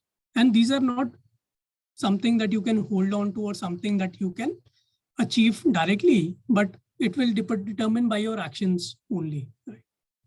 So that is how the outcome KPIs are defined for your incubator particularly. The fourth and the last, and this is something that typically this can be, the impact KPIs wherein it is based mostly on your vision or the mission of your incubator, right? If I want to be as an incubator, if let's suppose my KPI or, let's suppose my vision is to create an impact into the society and, increase the job employment into that, right? So I will always have an impact KPI, which is into jobs created or the income enhanced for LMI segments, right? Similarly, let's suppose I am doing a program with a sponsor. It can be a government body, it can be a semi-government or a private or a CSR activity. There are certain impacts that they want to achieve, right? Now, those impacts also become part of your KPIs. And while the impact KPIs also are, established at the beginning of an year, or these are sometimes for a longer period of time as well. Now, what are the inputs that I want to provide, what are the outputs that I want to provide, and what are the outcomes that I want to achieve. Hence, these impact KPIs will be met, right? And when you define some of these input, output, outcome, impact KPIs for yourself, for your team as an incubator, right? What you are actually doing is, let's suppose an impact is how many, impact is how many women entrepreneurs are being generated through an incubator, right? Now, if you know that this is part of my KPI, it's an impact parameter that I have to measure, right? So what you will do is you will create an application form initially when you are taking data from startups and put that number or put that figure. Do you have a woman co-founder in your team or not, right? There is a simple yes or no and a number. Yes, one are co-founder, two are co-founders. So usually what happens is there is one co-founder who fills up the application. And during the tenure of the program, we are dealing with just one co-founder. There might be 2 or 3 co-founders in a particular startup, but most of the times we are dealing with only one. And many of the times when this impact numbers are being asked by the sponsors, government entities, or XYZs for awards or anything, we don't have them in place because we interacted with a person who's probably a male. And if you have a female co-founder or not, or your team also keeps on changing, rotating, you will never have that number in place till the time I want to achieve this number. Hence, that number flows into your application directly so that you can directly map it out. And when you have to submit a report or submit anything or data for an impact, you are directly able to say, okay, these are the numbers for this year, right? And that is how you strategize. When Geeta ji was also saying, okay, don't disturb your startups for too long, right? For every time. So today, many of the time, what happens is that a government entity or CSR, when they ask for our data, we don't have that data in place. Why? Because we didn't build our KPIs. We didn't know what are some of the key data that we need to collect. So when you are building your KPIs, you will also get an assessment on what are the key data that you need to collect and at what intervals even, right? If supposedly my key data is that I want to see how my startup is creating jobs in the ecosystem, right? Now, I know that every month I will not go and ask for that particular startup, how many new jobs did you create this time, right? So this is probably twice in a year, every 6 months, because he is not, including, if it's not a scaled startup, then I'm sure that he is not including team members on a weekly or a monthly basis, right? Possibly he has a vision that within this year, I will hire X number of people. And after 6 months, the startup is in a position that he can give me a detail. Okay, in 6 months, I hired 2 positions or 4 positions or whatever that number is, right? So you can strategize what kind of data to input, what kind of data that you can collect at early stages when the startup is filling their applications, what kind of data you can collect during the program, right? So how is your program impacting? One key metric that we address is we take a feedback from startup on a 5-point scale on what is the effectiveness of that program, what is the effectiveness of each interventions that we have done with that particular startup. And normally we have kept a target for ourselves that out of a 5-point scale, we want to achieve 4.5 as a key metric into that feedback, right? So whatever we are doing, we ensure that we provide quality to that particular startup because I want to achieve a key metric which is 4.5 out of a 5-point scale into a feedback. So that has become part of my KPI, right? That is how you also improve yourself. And that is how you also manage an incubator as well. So these are primarily, 4 cases: input, output, outcome, and impact, wherein you can bifurcate your data like that.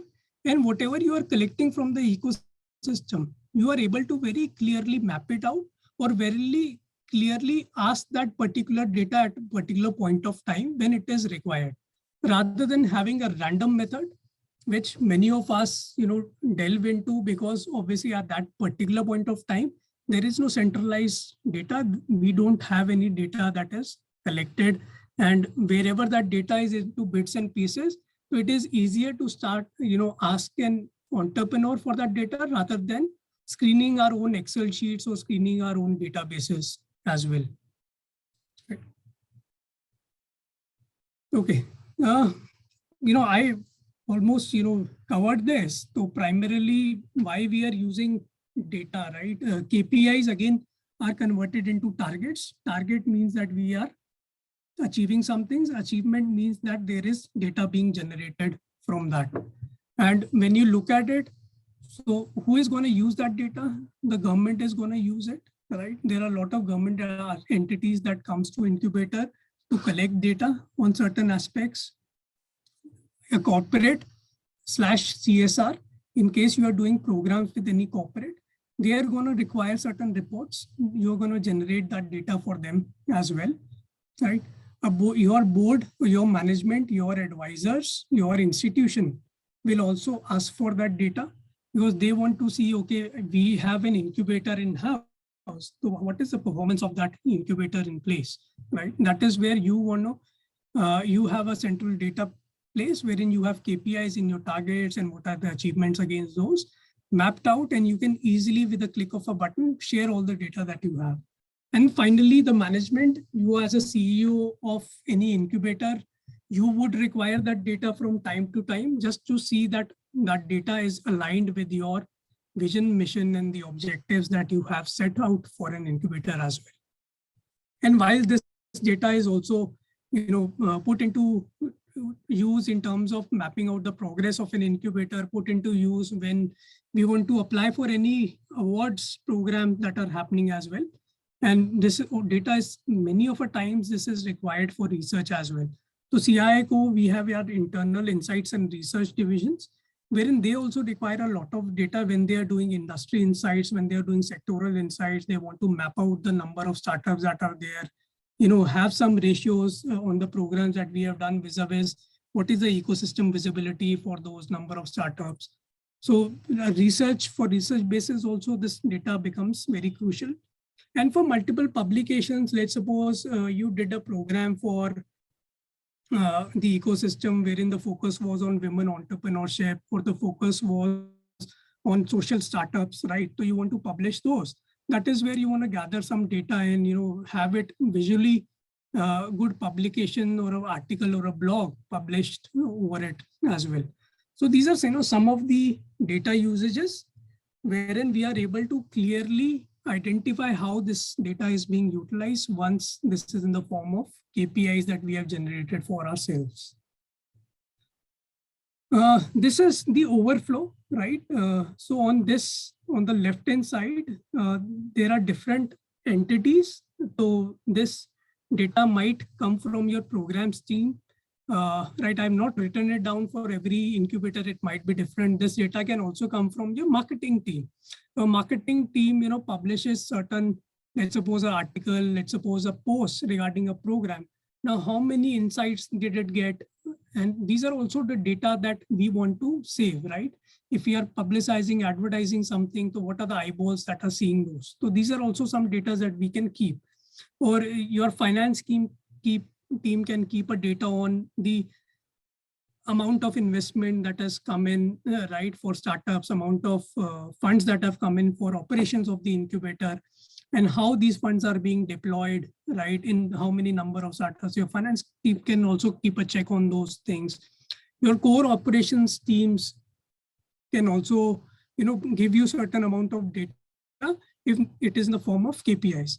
And there is then, all these data in many of the cases, I think in almost all would be, is there a question? Okay. So in many of these cases, the data is in the form of Excels, but these Excels be sitting.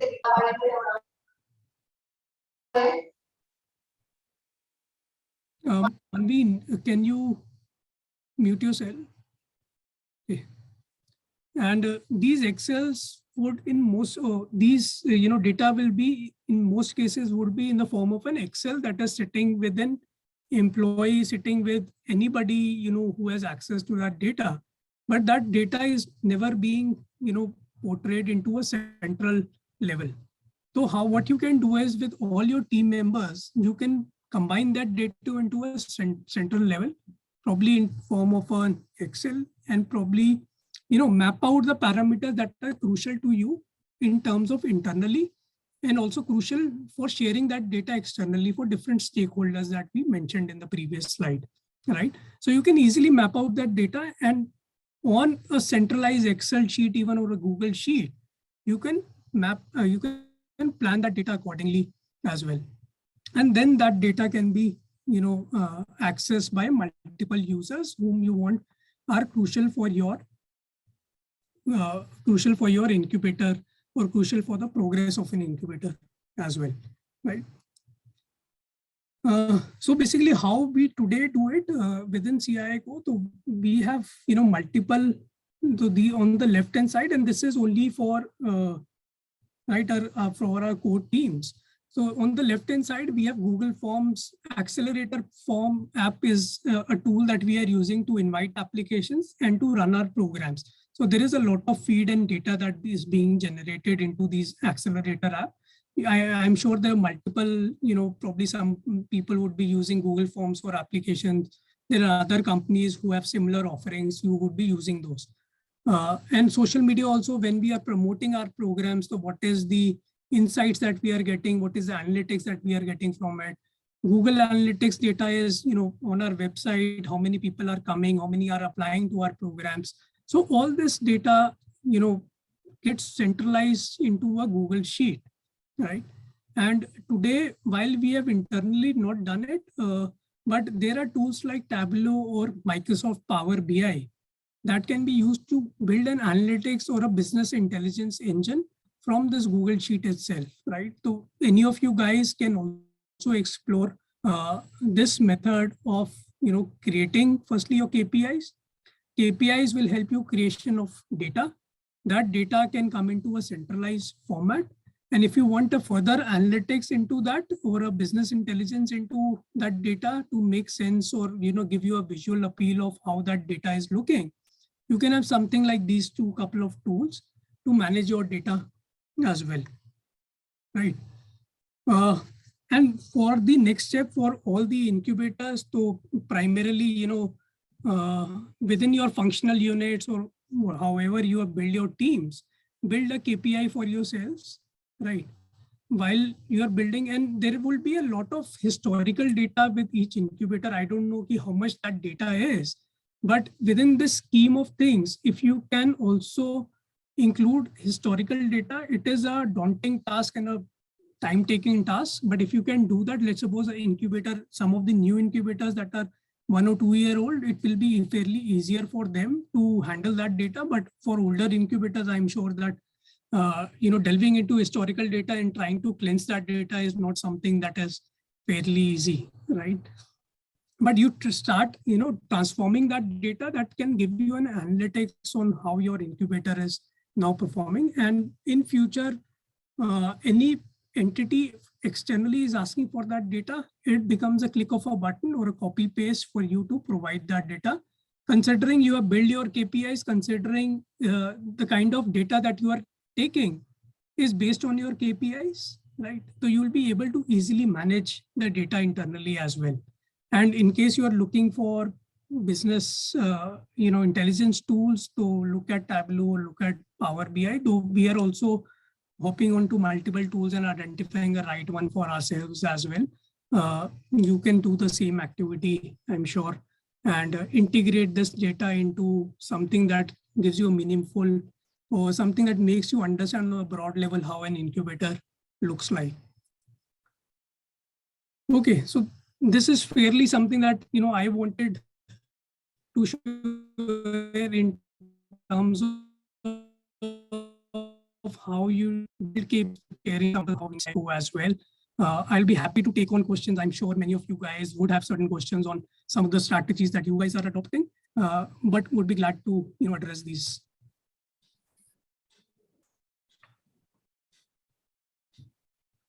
Yeah, of course. So if you have any question, you can ask directly to Shashi ji.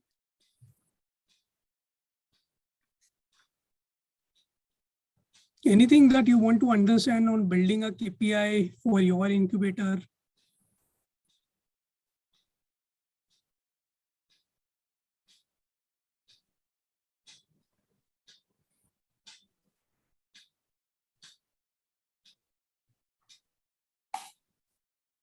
Yeah, anyone wants to ask any question? So actually in benchmarking, IIM Ahmedabad CII.co is pioneer. So you are getting an opportunity to learn directly from Shashi. So if you have any question, you can ask. Yeah, I have a question. I just want to know that as the incubator evolves, its activities and various things get evolved. So how frequently do you update your KPIs? I mean, KPI definition. Yes. Yeah, not the data, the KPI. So today, while we say ourselves, so we say, we rebranded ourselves into a CII Co. So Co stands for continue, right? Because we realized that we are no longer only an incubator. So today we have a research facility. Today we have AIFs, alternate investment funds, that VC funds within our group. We also have regional incubation centers available. We also have seed investments from our earlier exits that we do. So hence, I think in 2018 and 19, we decided that, okay, we are no longer an incubator, but we are a continuum of different activities focused towards the startup ecosystem overall. And that is where we aligned a lot of our KPIs and even our objectives towards what we were at that point of time. So I think it is good to introspect after every couple of years on which direction that you are going, how you are expanding, and what are the new things that you are building, and are you defining yourself in the right way? If you look at those things, I think it will be easier to define your KPIs and revise your KPIs as well. Well, so in that case, one interesting issue comes up. Yes. That now you have defined certain your objectives and defined your KPIs accordingly. Okay. And then after some years, you realize that you have expanded to something more as well.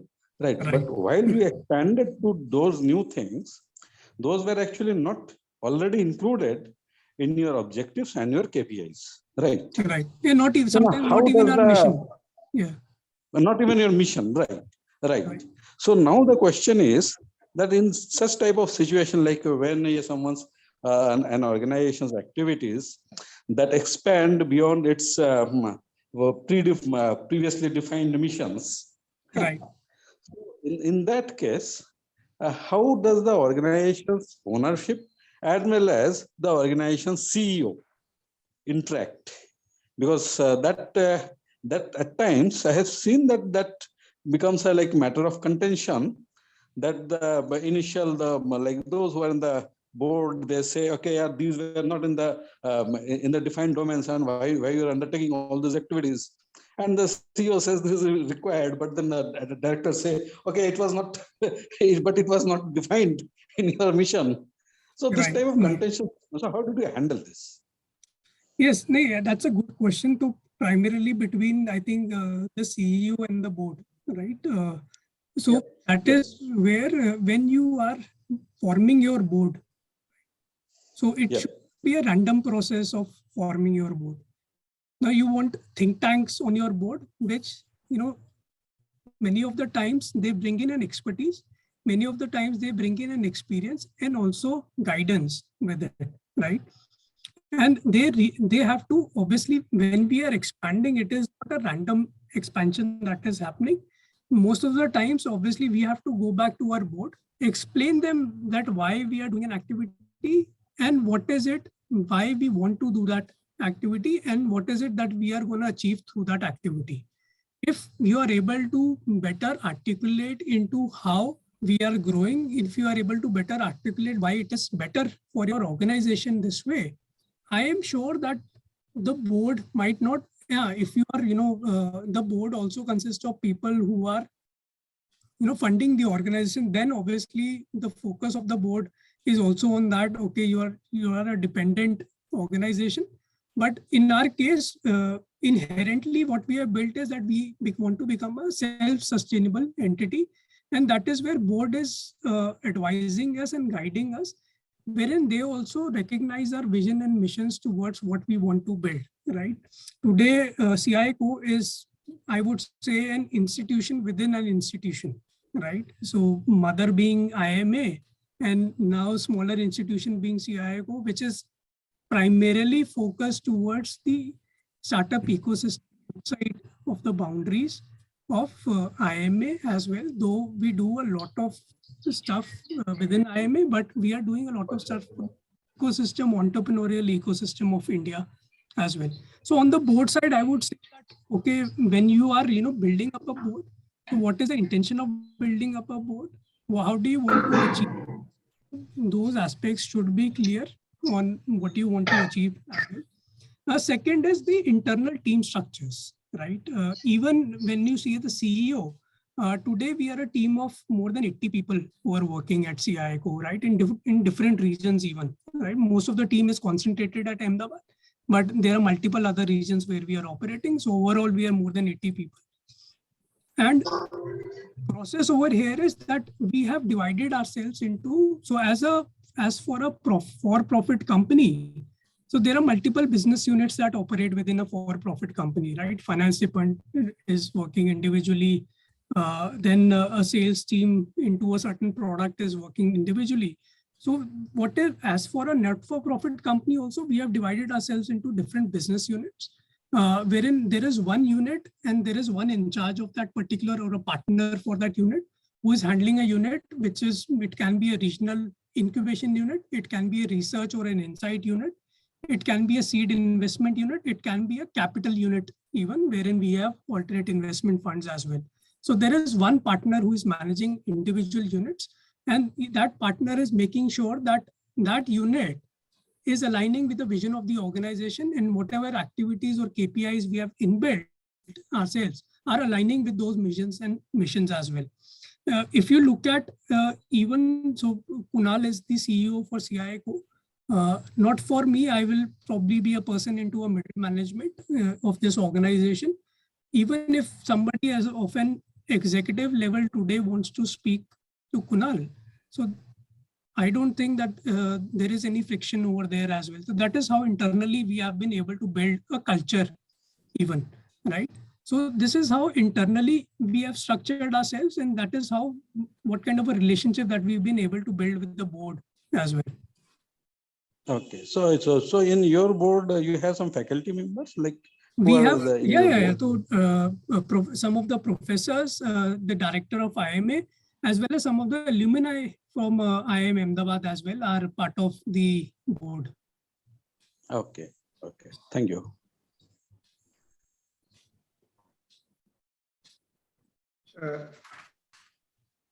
If anyone has any question, HK Mittal sir has joined to us. So if you have anyone has any questions, so we can go for that or. Okay, so thank you so much, Shashi, for such an enlightening session. So in future also, we'll hope that we'll get support from CIIE.co's end. So thank you. Thank you. I think we are interdependent on each other. But matter how many incubators that we have today, but we still think that there are synergies between us, right? And absolutely, in case anybody wants to speak directly or, are some things that they require support in, we can, get into a conversation. Costa, you can connect any of the incubators to us as well. And there might be some times that I want to connect to some of these guys as well. That was a wonderful presentation, Shashi. Thank you very much for that very insightful session. Thank you, sir. Thank you. So H. Mittal sir has joined. Sir is Chairman, Startup India Seed Fund, DPIIT Government of India. Sir is also Senior Advisor, EDII. Sir was former advisor and head of National Science and Technology Entrepreneurship Development Board, NSTEDB, Department of Science and Technology, Government of India. Sir actually needs no introduction. So, so I am not going to the detailed introduction of Sir. So, Sir, over to you, sir. Thank you, Costa. In fact, being the last speaker, all the things which carry meaning have already been said. I am the last speaker, and well, I will give you some perspectives on monitoring and evaluation. I have spent my entire career, almost 30-35 years, in promoting business incubators. And I see some of the old friends in the participants, and it is always good to make new friends. Well, the question of monitoring and evaluation is a very dicey subject. People hate monitoring, people hate evaluation, and nobody wants to do it willingly. People are very, very reluctant to be monitored and very reluctant to be evaluated. And so is the case with benchmarking, because benchmarking in a sense also creates competition, both positive and negative. Now, today, the main purpose of why I am taking this session is that let me share with you what the sponsors look at when they are looking at monitoring and evaluation. See, while you get your funding from the various government departments, we get our funds from the Central Reserve, the Consolidated Fund of India. And there is a lot of competition there also. The data which you supply to us is we share that with the people who take the decision as to whether this is a meaningful activity or not. So whatever data you give us, we compile that data and use that data to get more funds for this activity. Now, getting data from the incubators is a challenging task. I will share with you, we tried putting online systems. We failed 4 times.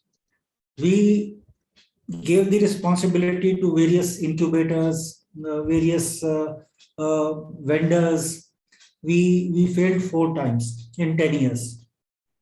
Then ultimately, I think the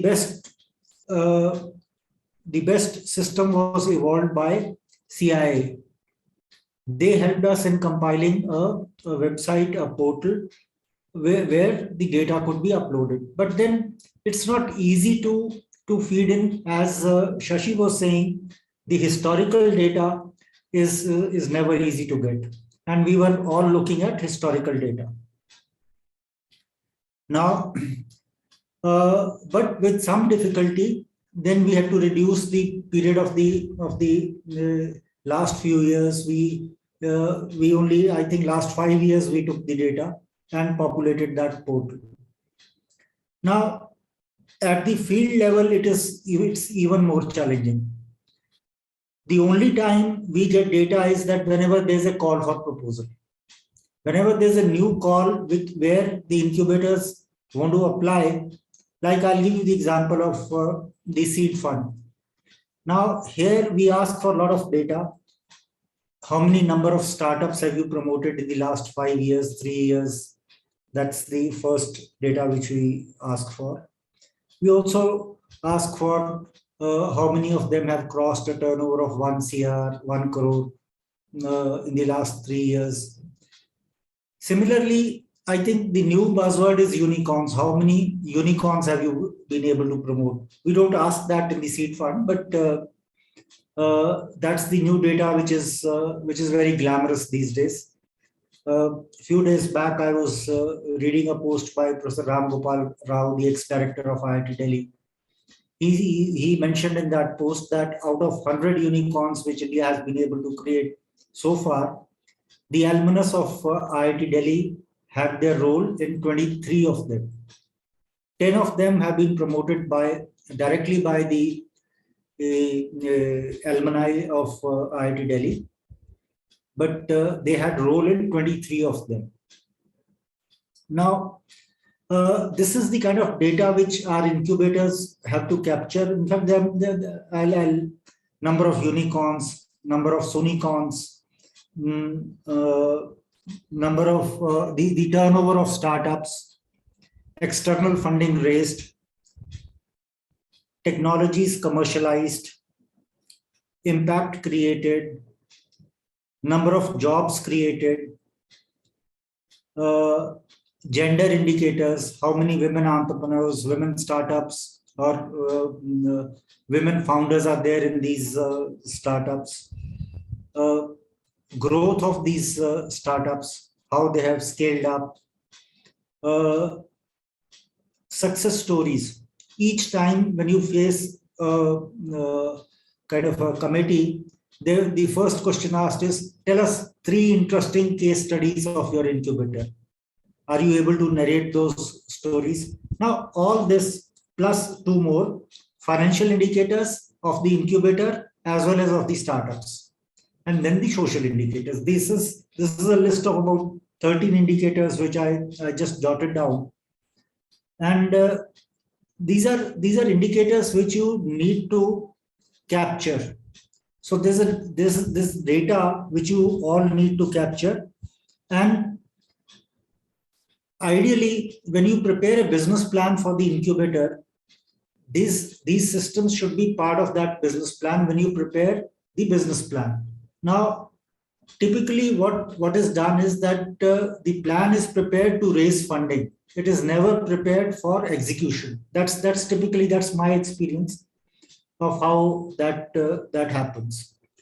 Now, if these parameters or these KPIs are part of your business plan, then it is not difficult to capture all this data. But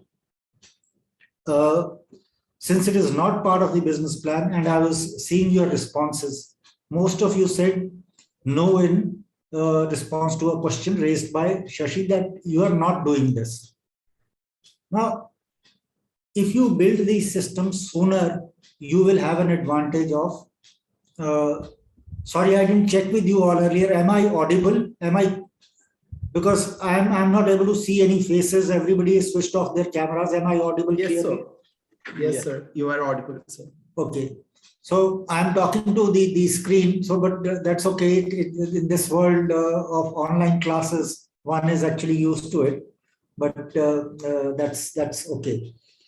So it is better that if you put these systems in place, and let me try and answer a few questions which you had raised for the earlier speakers also.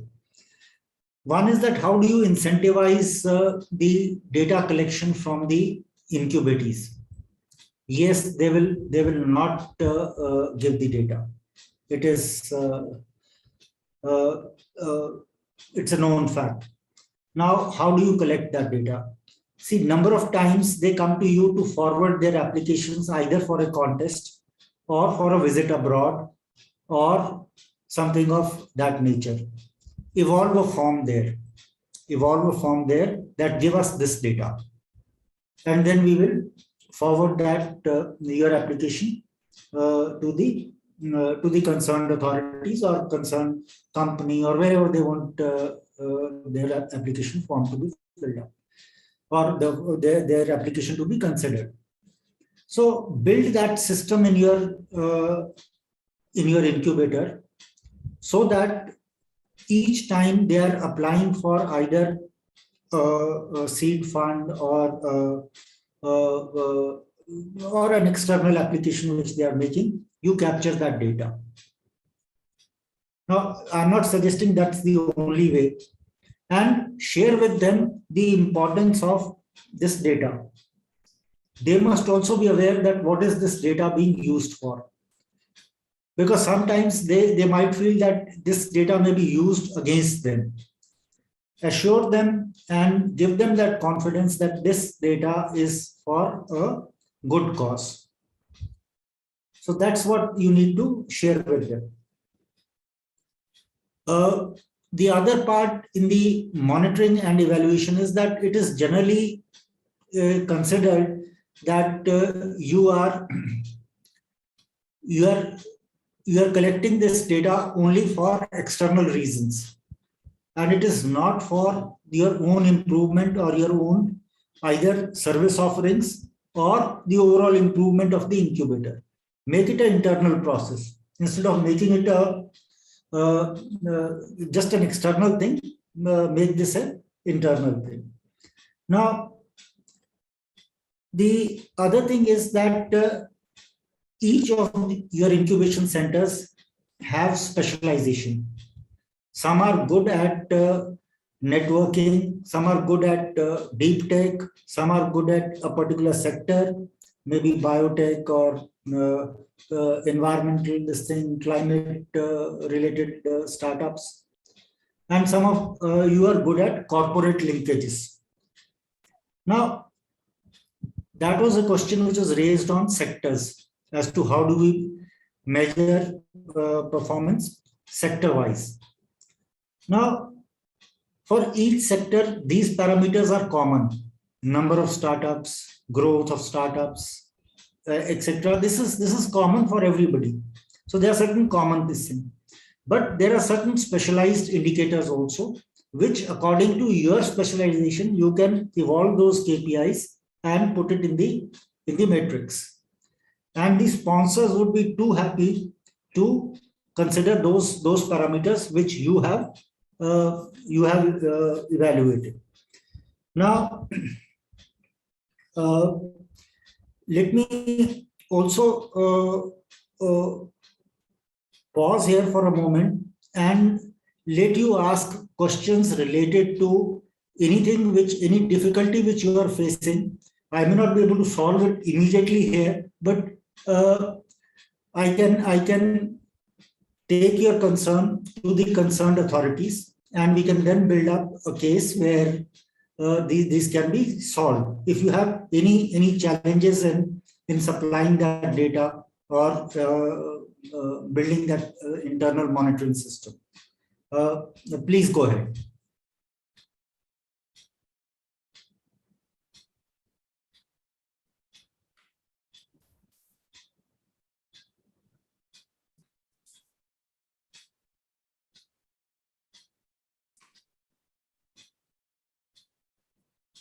If you have any question, you can ask directly to Sir.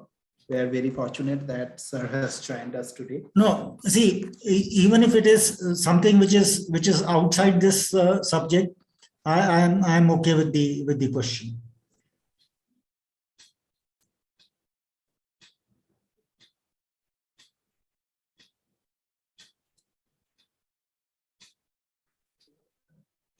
All right. Okay. So let me continue. See, the first thing is that you have to put the system in place, the system of monitoring, evaluation, and benchmarking. Let's start in the reverse order. Benchmarking. Whom do you benchmark with? Whom do you benchmark with? Now, you are a rural incubator located in a tier 3 or tier 4 city, but can you benchmark yourself with Sign IIT Bombay or CII Ahmedabad, or IIT Delhi, or IIT Chennai, or for that matter, NCL Pune, Venture Center at NCL Pune? My immediate answer would be no. You cannot benchmark yourself on the KPIs with these incubators who have certain advantages. I'm saying location is only one of the advantages. Location is only one of the advantages. There are other advantages also. These advantages relate to strength of R&D in the host institution. Now, why I particularly included NCL Pune in this was because NCL, National Chemical Laboratory, produces world-class commercializable research.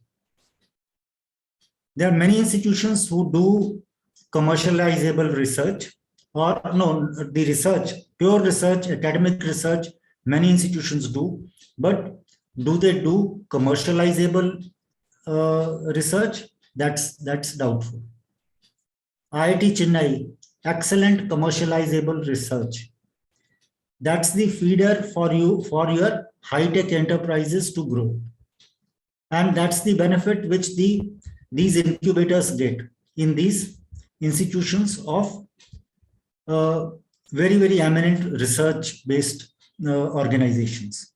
Now, don't benchmark self. If you are located in an institution which has no research history, benchmark yourself with a similar institution.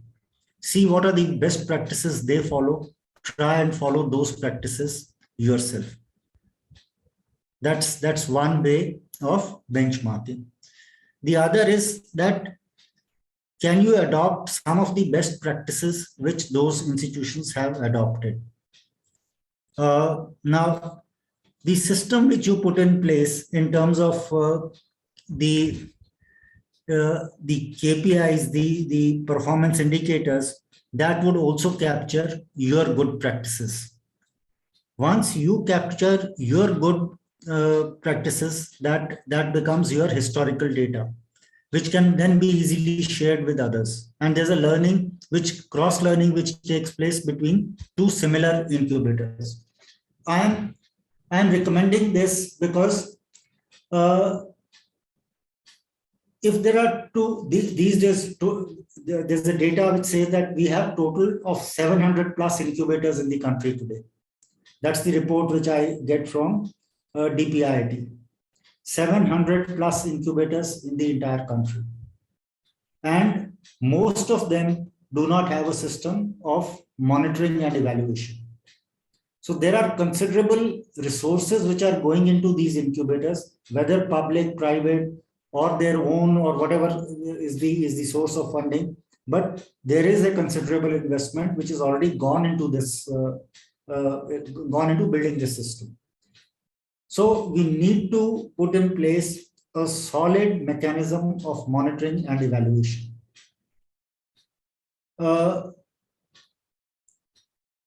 Coming to the from benchmarking, shifting my focus to evaluation. Who evaluates the incubator? Most of the incubators do not have an internal mechanism. It is only when there is an external impulse that you start the exercise of evaluation. The evaluation is generally carried out either on behalf of the board or for a reporting structure, which is generally mandatory. We do not have a self-evaluation mechanism put in place in almost all our incubators. Leave aside few exceptions like CI, Co, or I have seen this happen in Venture Center Pune. I think Sign IIT Bombay also does it. But most of the other incubators don't do this. People consider this as a burden on their time resource, as well as on their financials. They consider this as a burden, wasting time in evaluation. Now, evaluation actually helps you in a number of things. If you are able to evaluate internally, you can pinpoint the weak areas and you can focus on the strengths of the organization. But please don't make the mistake of evaluating in a wrong manner, judging it in a wrong manner. There's a famous old story, which I'm sure all of you are aware of. Just for the context, I'm repeating it. There was this family of 7 people who were to cross a river, and the man of the family was of 6 feet of height. So he said, let me just cross the river, whether we can walk across the river. So he took a stick, measured that the maximum depth is 3 feet. And he measured the height of everybody, 6 feet, 5 feet, and there was few children who were less than 3 feet. So he took an average, which came to 4 feet. So he said, now we are safe, we can all cross the river. So you know the result, what happened. The evaluation also has to be against what is the desired outcome. Desired outcome is that we all have to cross the river. And if we measure correctly, our systems are, and most of the incubators have actually done very well. When I go around, I get a chance to visit quite a few incubators. When I go around, I see people, the incubator managers, the incubatees, the stakeholders, everybody has put in their bit, and a good system has evolved. Okay, early days, the days of when CrAdLE was established, the support was limited. The number of entities supporting incubation was limited. We could do with whatever limited activity which we could carry out within those budgets, and it was considered as a side activity. Today, startups, incubators are center stage. I hardly find a ministry, I hardly find a state government which is not actually involved in promoting startups, one way or the other, whether it is the seed fund, whether it is the incubators, whether it is accelerators, you name it, all these entities have it. The private sector also has jumped into it in a big way. Big corporates, either through their CSR funds or even otherwise, you talk of organizations like Intel, IBM, you talk of aerospace companies like Lockheed Martin, Airbus. They run their own incubators, plus they also support incubators in a very big way. So if we are able to capture this data and present it, build a case at a national level that this is what we have been able to achieve. We give anecdotal data. When we go to the government, we give anecdotal data that look at this case. He was a schoolboy. He became billionaire within these years. This is a result of our incubator. Now, instead of giving anecdotal data, if we can give them concrete data. See, the other day I was listening to this speech by the Prime Minister in Berlin or Netherlands, wherever he was. I think he addressed at both the places, but in one place, he gave concrete data that 10 years ago, there were 400 startups. Now there are 68,000 startups. We became the third largest startup nation. This is data, hardcore facts. The startup capital shifted from Bangalore to NCR is hardcore data. Can we build that database as a community? I think this is our collective responsibility. but data is not built at the top. It is generally fabricated at the top. It is built grounds up. And you all are ground soldiers to build this data, collect this data, compile this data in a meaningful manner. And as you are witnessing gradually, everybody needs data, everybody.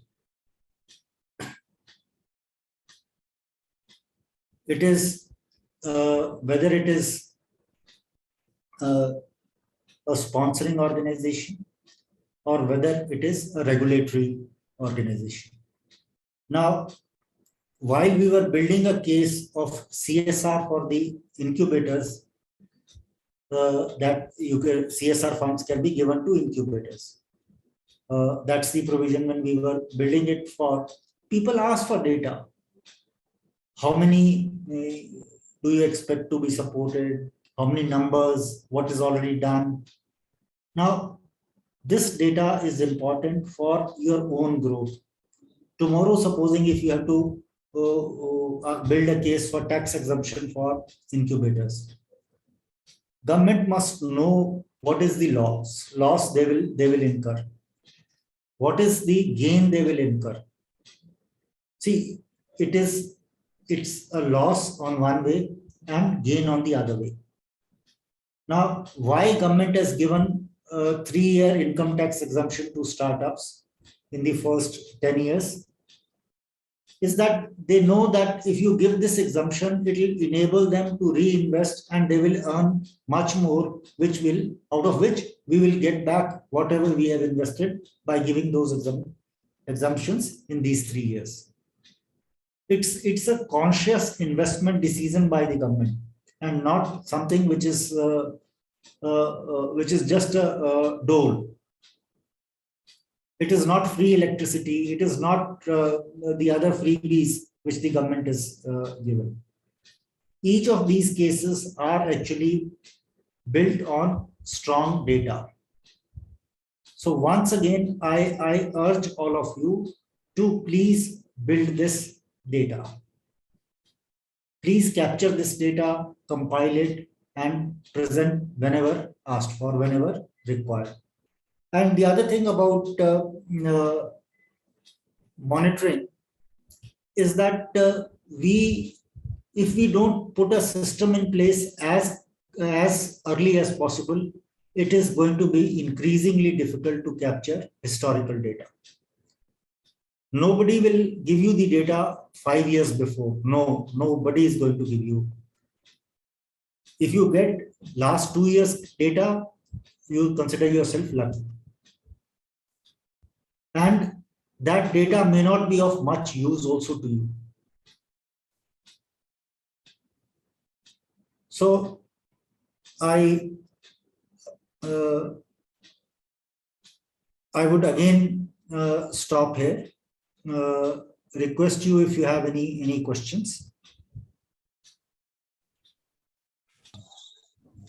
Hello. Yes, please. Sir, now the concept of co-incubation is picking up. Yes. And when the co-incubation happens, then how do those data are to be reported? Okay, excellent question. See, this is very common. This is very common.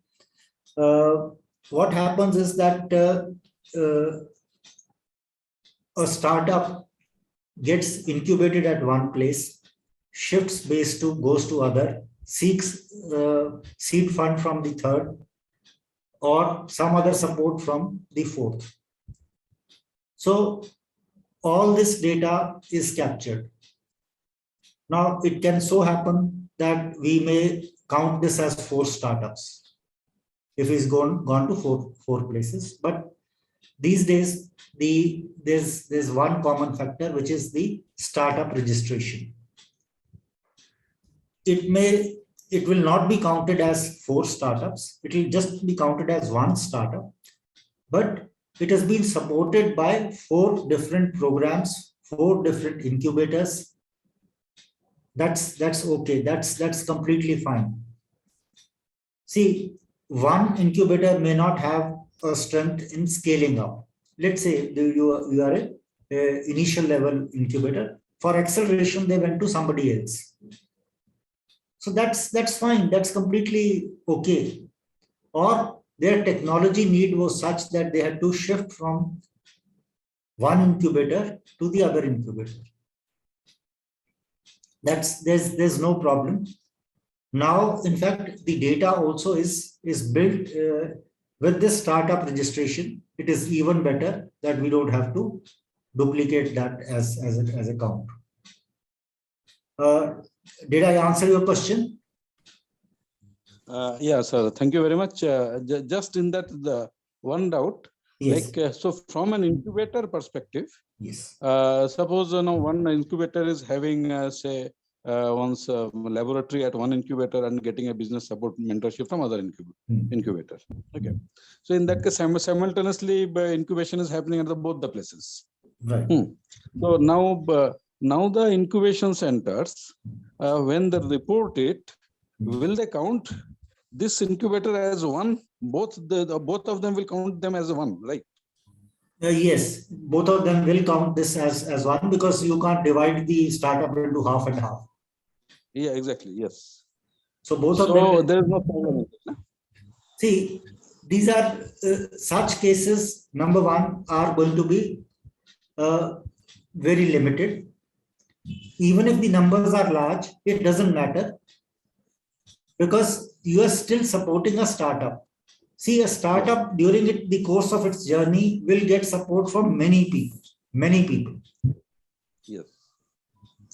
Ultimately, the VCs also will come in, the funds also will come in. If the startup goes to that level, all these people support, and as they say, success has many fathers. There are many people who claim the success. Each one of them, let them claim. What's the harm? Okay. Okay. Okay. Yes. Yes, sir. Thank you, sir. Any other questions, please?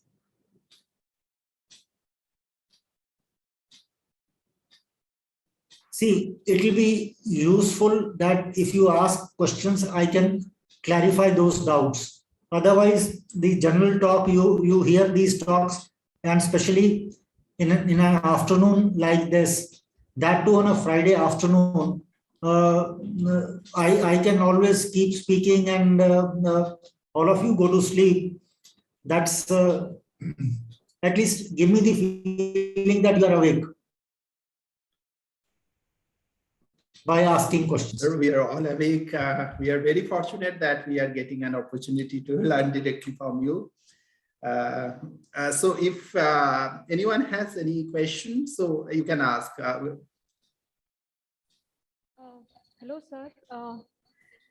Thanks so much for this insightful session. I have a question which is not really related to benchmarking, but a very general question related to startups.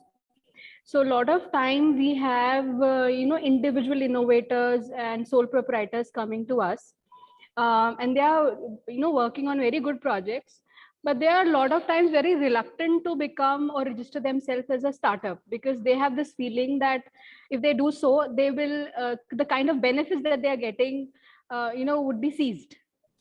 So, a lot of times. Can you clarify what kind of a benefit would be seized? So a lot of time they are, under this. So there is one thing, they give example of Startup India also, that beyond 2 years, the startup, if it is registered, they doesn't get the seed money and all that. And then they are very worried about the taxes and everything. So can you just throw a little light upon this?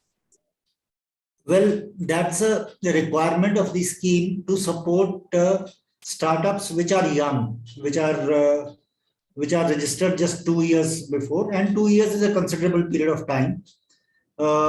Now there are ways to even circumvent that. They can always register a fresh startup. Doesn't cost much in registering a fresh startup. That's all possible.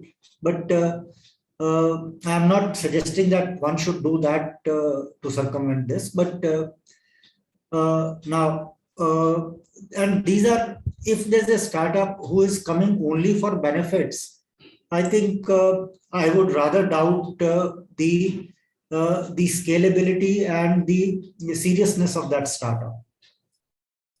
A startup who is genuinely interested in doing business, growing and scaling up the business should actually be more interested in building the startup first, then growing it, and then maybe becoming a successful business one day. So try and incubate those startups. Yes, these are crutches, or not even crutches. Crutches is a wrong word to use. This is maybe just a walker where the child learns to stand on its own feet. Mm-hmm. So incubation is a program by the very nature of it that you are taking up a premature baby and growing it to where he can survive in a normal environment. Mm-hmm. So these benefits or aid or whatever you may like to call this is only to enable that initial fledgling stage. Mm-hmm. So my suggestion to you would be that please take up cases which have the capability of standing on their own feet.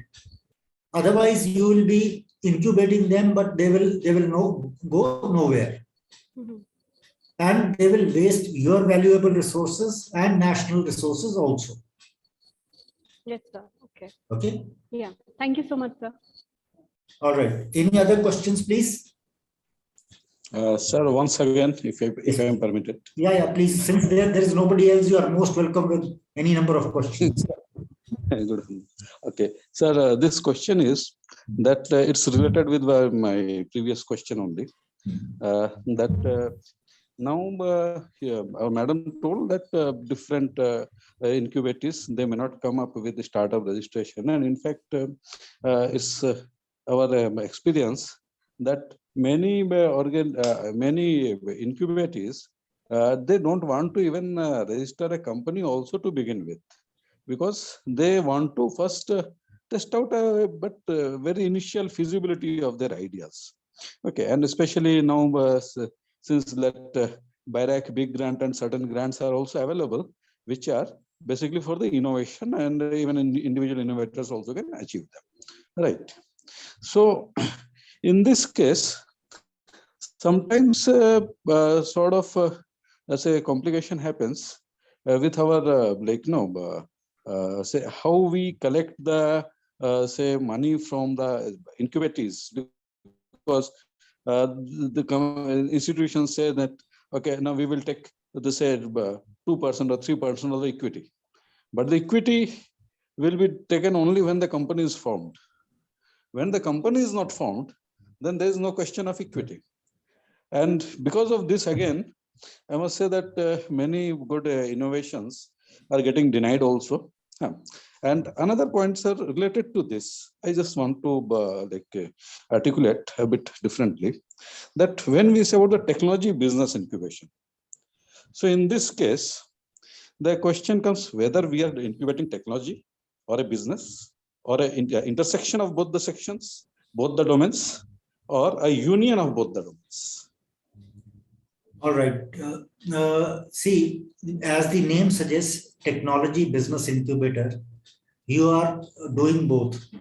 You are doing technology incubation as well as business incubation. Now, there are some incubators who are very good at technology, but not so good at business.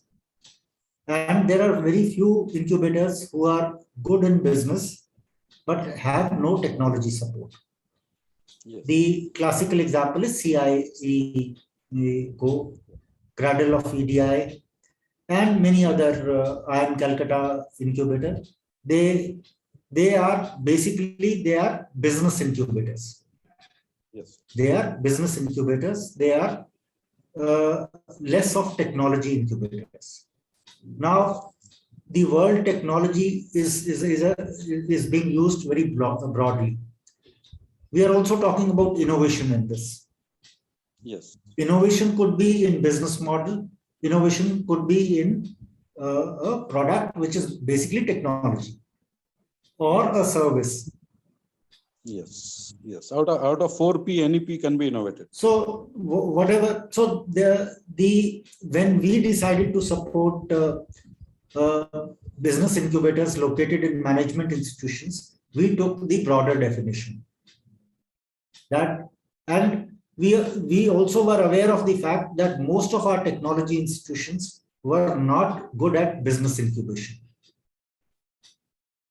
So as far as technology business incubator is concerned, this is to incubate both technology and business. Now, some may require technology incubation, some may require business incubation, and some may require both. Yes, sir. Yes, sir. So the idea of a technology business incubator is that you are a one-stop shop for all the needs of the startup. Yes, sir. Okay, sir. Thank you, sir. Now, this Sir, is- in this, there's a bit various variations appear. Hello. Yes, Sir, yes. am I audible? Yeah, you are audible. Variations in the sense. Like about the technology incubation. When we say about the technology incubation, Yes. now here our client segment, there is the incubators. Mhm. Their profiles might be quite different. They may not be really looking forward for like starting up a business at all. Say some because see, nowadays a lot of even in private colleges also, the faculties are getting recruited even after doing postdoctorate in science. So they have been hardcore technologists, right? And now suppose they want to get into incubation, they want to develop certain products, and then they want to transfer the technology or whatever. And similarly, not different type of other segments are also possible. All right. Like say some MSMEs and all, right? Sure. So they can go for technology incubation, right? So now let me tell you that our idea is to build businesses. That's our underlying principle. We want to grow startups. We want to build businesses. We are not here to provide just the support for technology development. Unless it is combined with business, unless it is combined with starting a venture. We are not a technology development lab. We are not a technology center. Our prime focus is to build businesses. In fact, in the early days of technology business incubators, we were little relaxed on the high-tech component of the incubation program, because the motive is to build businesses which create employment, which create investment, which bring taxes, which bring value to the organization, and also help technology commercialization. Okay. Please don't take anybody who comes to you that can I use your facility for technology development. Now, this happens in educational institutions. Let me give you a solution. Typically, what happens is that if you have equipment which you have got in the incubator, but it is not there in the main institution, let's say a rapid prototyping facility. Somebody in the college needs it for their work. You have it in the incubator because that was given to you, or you got that from a grant from the any sponsor. Now, there could be norms that yes, since this is your parent body, we will give you these many hours free. Now, you are a separate business entity yourself. You have to see the interests of the incubator also. You say that 50 hours is free. Beyond that, there'll be subsidized charge. Because otherwise, if you keep giving those services free, ultimately it will reflect on your balance sheet and your profit and loss account. Yes. So you have to tell them that this is what we can offer you. This is what you need to pay us for. Okay, sir. Okay. But here actually then some mismatch I found among the funding agencies. Like whenever they are looking for funding an incubator or even funding for some project as an incubator, so quite often they focus on the innovation component and many of the incubators, because most of the incubators, they are being run or headed by the typical science professionals, okay, especially TBIs. Huh. So their primary, very much focus is on the high-tech innovation and all. And in fact, so even the big grant also, big grant or this type of innovation grants, whenever these proposals go for evaluation, quite often the focus goes much onto the technology aspect. Even if the scheme says that no, it should be on a say business aspect also, but then proposals get rejected, saying that okay, it's having a very low innovation component, even though it's having a good business potential. So this type of scenario is also happening. See, so there is different schemes have different objectives. The objective of the big grant is that they want to support deep tech enterprises, which are additionally risky, and that's their objective. So we have to align ourselves with the objectives of that particular scheme. But big is just one component. Big is just one component, and there are specialized biotech incubators who have specialized in biotech. They get that grant because they have those deep tech capabilities. This is just one case of one scheme. But there are, as the umbrella schemes. Now your first question was a valid question, that unless the company is formed or shares are issued, how can we take equity? Very valid point. Now that's where you need to build your systems accordingly, that till the time you don't give us equity, these are our charges of space, our services are charged this much, this is the rate. So you are in a way forcing that fellow to register a company and offer you equity. Otherwise, build your charges. Okay. All right. Yes, Anmol. Sorry, you have raised your hand since quite a long time. I'm sorry. Yes, Anmol, please. No issue, sir. Sir, it is our experience at our incubator that it is challenging to collect data from startups, but it is also challenging, difficult to share this data with all the different entities that are collecting data from incubators. So is a centralized repository with a standardized format feasible, so that all incubators can regularly supply data to this centralized repository? Anmol, what you are suggesting is an ideal scenario. I wish this could happen. But the challenge is that each of the departments, they kind of own whatever they have supported. And this is more of a human psychology built into it, that if I have supported Anmol, why is he not supplying data to me? This is, I'm being very frank and open with my words. Similarly, my requirements of data would be different than the requirements of DBT, DST. I'm talking now as somebody from DPIIT seed fund. So the parameters which I'm looking at is how many startups, registered startups have you supported? How many of them have grown big? How much money they have raised? What is the employment which has been created? I am little less interested in the deep tech in my present role. I was a champion of deep tech incubation in my previous role, but now, so the data, yes, all this data could be captured at one place, central place, because then you will not get 10 different letters.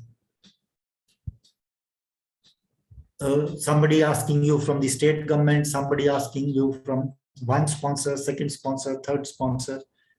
So it is, but if you have compiled the data yourself at a single place, you can supply it to 100 people on the click of a button. The problem is that we start collecting data only once we are asked for. That is the problem. If you have data kept at, and the other thing is, if you supply 70 to 80% of the asked data, generally people are satisfied, generally. Unless there's a critical data which they are looking for.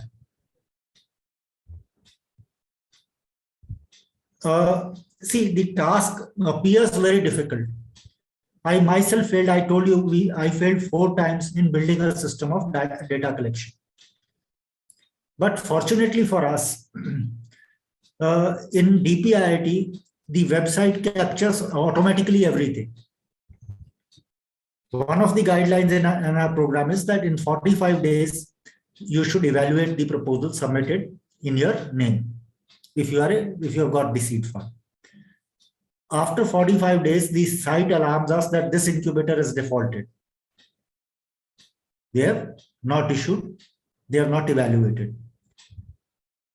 Now, the moment that is that requirement is complied with, it is captured on the portal.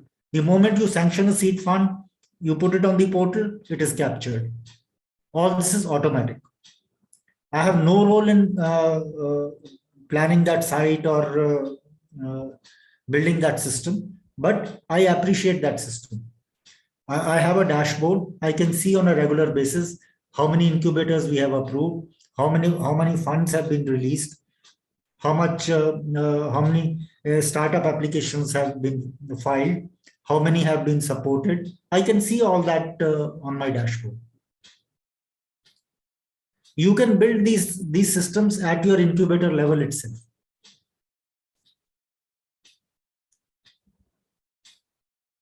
Okay.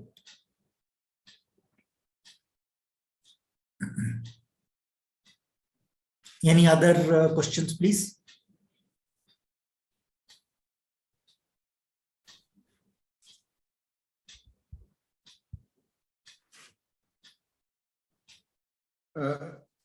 If you have any question, you can ask sir directly.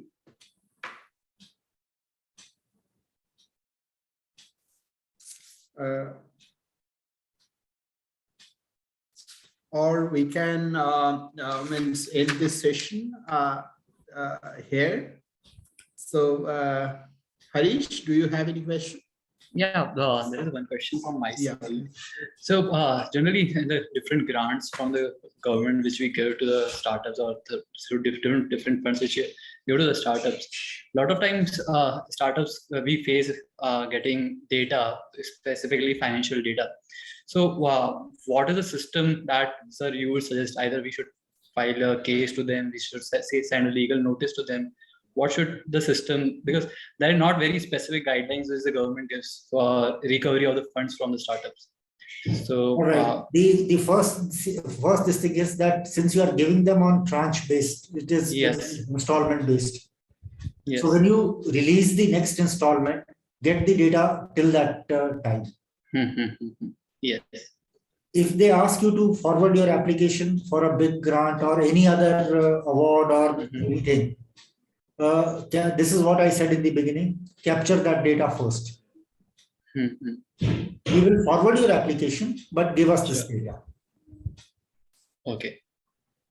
And similarly, any benefit that you pass it on to them, or build systems that if you don't give us this data, your fees would go up, your whatever, the rent will go up by 10% or 5%. Build those systems. Yeah, I know it is difficult to do. Yes. These incubators, we treat them as our children. Yes. We don't treat them as business partners or business men. Yes. It is difficult to do that, but you will have to run your incubator as a business. Yes. That's unfortunately our Indian system. हमारे पास जो बच्चा मदद के लिए आता है, मतलब वो हमारा अपना बच्चा हो जाता है. Yes. It is like father asking a son कि मेरे रहने का जो है वो कल से घर में रहने का खर्चा लगेगा.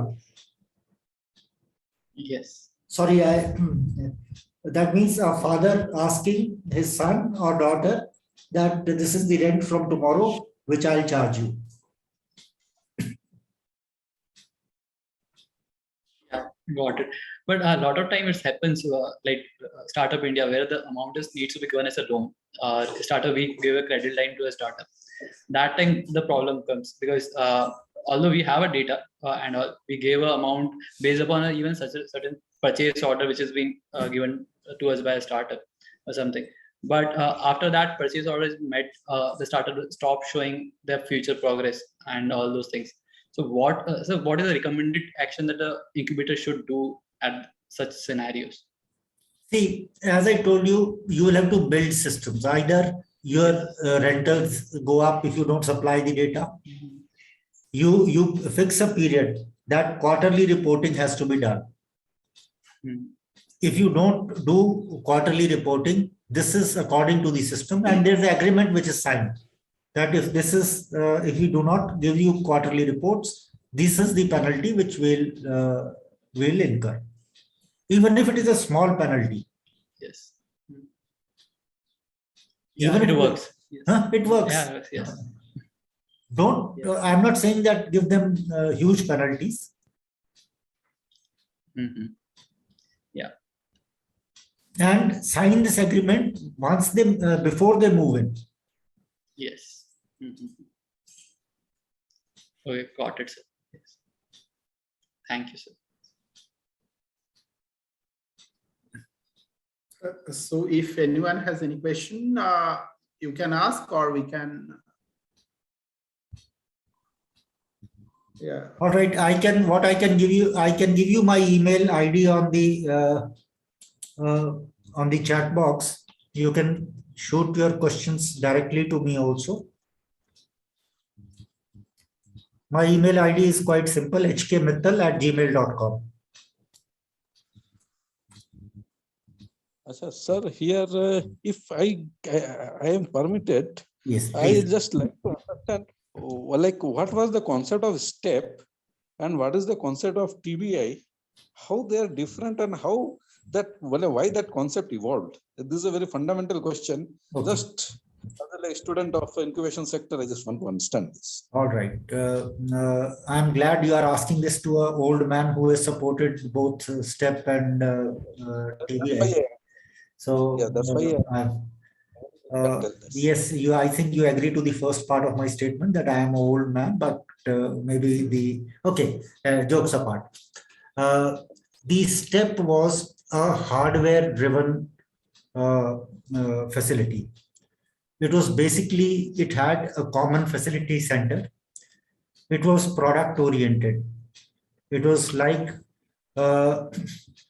Trichy is an engineering cluster, BHEL and that locomotive factory and a lot of ancillaries. So it was basically a mechanical engineering cluster. So they were given state-of-the-art lathe machines at that point of time. State-of-the-art lathe machines and this and that, metalworking machines, etc. They were, and it also had industrial sheds. The concept of this step was that it was built around a technology institution where the faculty could provide the technical resources. There's a centralized facility and there are industrial sheds around it. TREC-STEP had, I think, initially 10 sheds and then they built another 10. So the total were about 20 industrial sheds were there. Some of the very good products came out of that step. One was that the crankshaft of the diesel locomotives used to get worn out. There's a professor there, I forget the name of the professor, and there's this entrepreneur, Anant Krishna, who worked with the professor and developed a mechanism of refurbishing those crankshafts by depositing metal on them and then machining it. And So this is just one example. Then there's another fellow who he developed a boiler flame control mechanism. There's a lot of because of BHEL, a lot of boilers and ancillaries were there in boiler manufacturing. So to cut the long story short, the step was more hardware intensive. It required investment in equipment. It required investment in those sheds, etc., etc. Whereas TBI was conceived as more nimble, more knowledge-intensive support, which we could provide to these startups. And the world had changed from manufacturing to services. The focus also was during that period. This happened, the TBI was launched around the year 2000, 2001. And the concept was from hardware to software, if I can put it that way. Not literally the software, but soft support. So that's the major difference. I hope I have made myself clear on that. If you have any other questions, please let me know.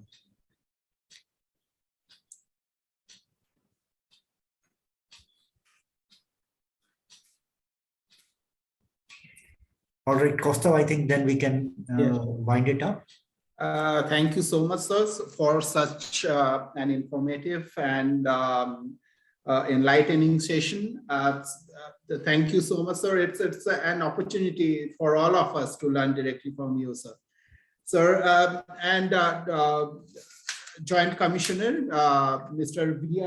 D.R. Parmar, he was actually supposed to join, but due to some urgent work, he hasn't able to join, but he has sent his message. He has sent his best wishes to all of us. And I'd like to thank all of you for patient listening. And as an incubation center, means we haven't actually limited our activities only in mentoring the startups or preparing the startups, but we also think that developing the capacity building of other incubation centers is also one of our, we consider it as one of our mandate. So I would like to thank all the speakers who actually make this program successful. And I would also like to thank all my team members, Mr. Chintan Prajapati, Incubation Manager, Dhruv Patel, Prachi Parikh, Jigar. So all of it's thanks from my part. So thank you all. So, and if you have any, since we organize this type of program from time to time, if you want that, means if any program from us, if you want that, means CrAdLE should organize this program, then you can write us. So thank you so much. Thank you, Costa. Thank you, everybody. Thank you. Thank you, sir. Thank you, Team CrAdLE.